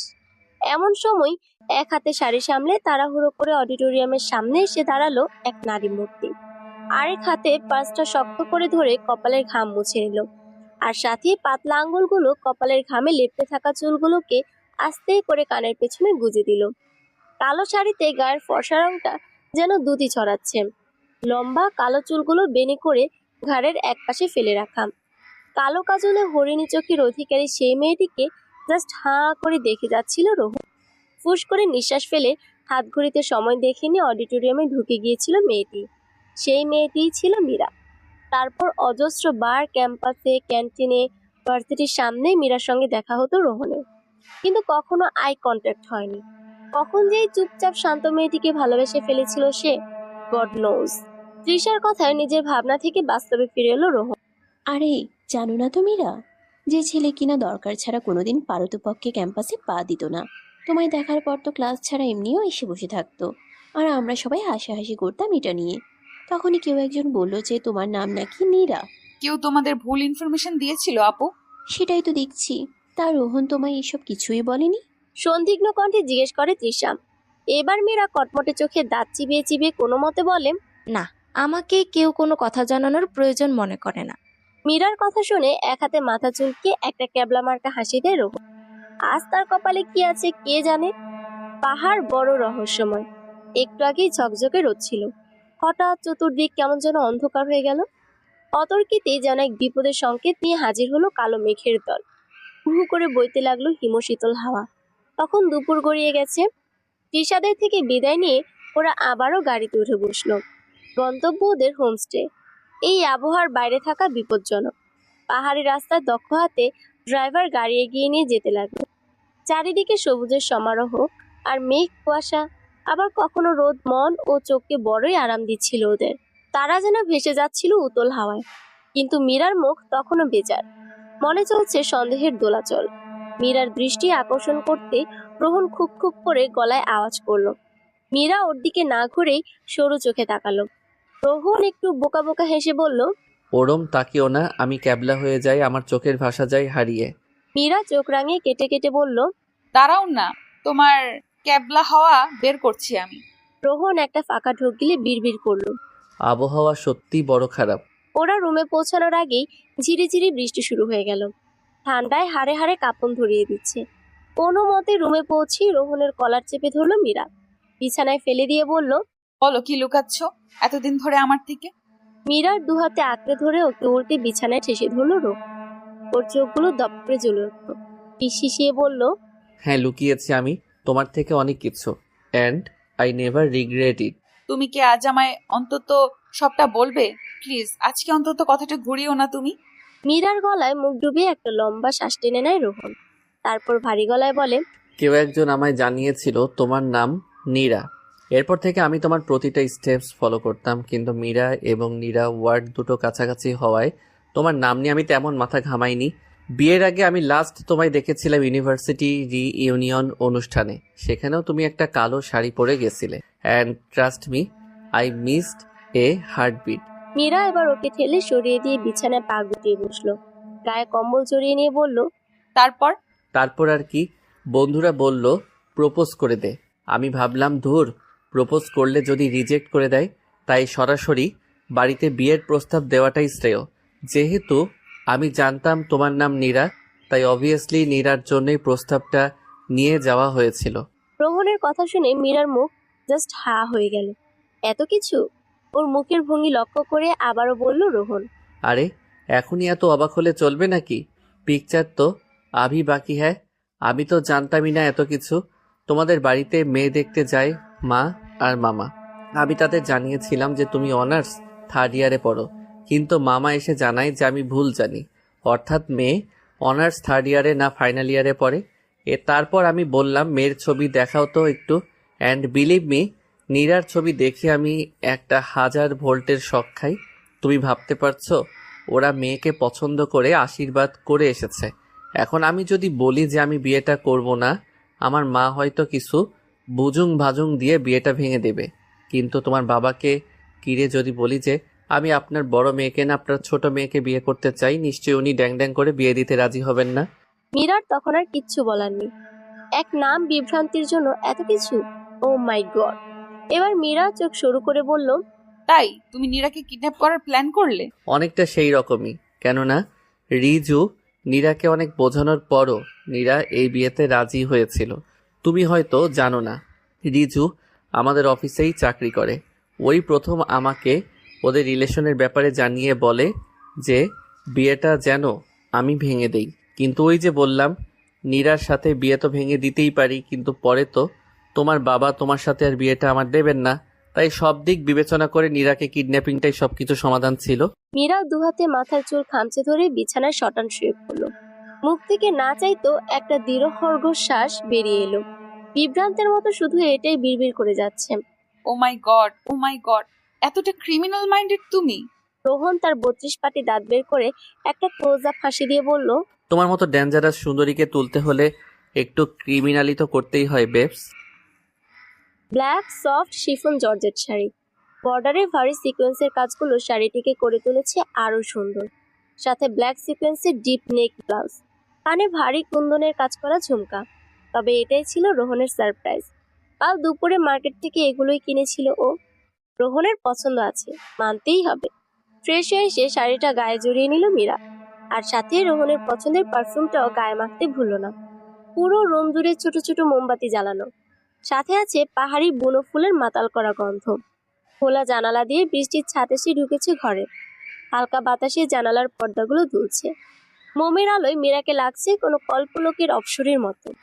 মুখের মৃদু হাসি আর সপ্রশংস দৃষ্টি দিয়ে রোহন বুঝিয়ে দিল তার ভালো লাগা। মীরা লাজুক হেসে দৃষ্টি অবনত করে। তার অন্তরাত্মায় ক্রমাগত ধূপকণে বৃদ্ধি পাচ্ছে। রোহনের ওই অন্তর্ভেদী দৃষ্টি যেন শুষে নিচ্ছে তার ভেতরটুকু অব্দি। রোহন মৃদু হেসে এক হাতে মীরার কোমর পেঁচিয়ে ধরল, তারপর হেঁটে চলে এলো জানালার কাছে। বৃষ্টির বেগ তখন কমে এসেছে। বাইরে থেকে আসা মৃদু বাতাসে কেঁপে কেঁপে উঠছে ওরা দুজনে। রোহন হালকা হাতে মীরার পিঠের উপর ছড়িয়ে থাকা কালো সর্পিল চুলগুলোকে ঘাড়ের একপাশে এনে রাখলো। তারপর ঠোঁট ছোঁয়ালো ওর উন্মুক্ত পিঠে। বৃষ্টি ভেজে বুনো হাওয়াটা প্রাণ ভরে টেনে নিয়ে বলল মীরা, ব্যাপারটা কি? লাস্ট নাইট অফ হানিমুন বলে কথা, ইট শুড বি স্পেশাল। হালকা হাসির দমকে একটু সরে গেল মীরা।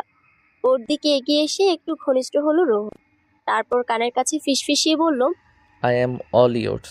তোমার তো ভয় পাওয়ার কোনো কারণ নেই। এটা তো তোমার সংসার সেই শুরু থেকেই। এটা হলো আমার মীরার সংসার। বাই দ্য ওয়ে, তুমি কবে আমায় এত ভালোবাসলে? রোহনের মুখে মিটিমিটি হাসি। মীরা কোনো উত্তর না দিয়ে মুখ লুকালো তার বলিষ্ঠ বুকে। থাকুক না কিছু অজানা, অন্তরালে ভালোবাসাটা থাক। সমাপ্ত।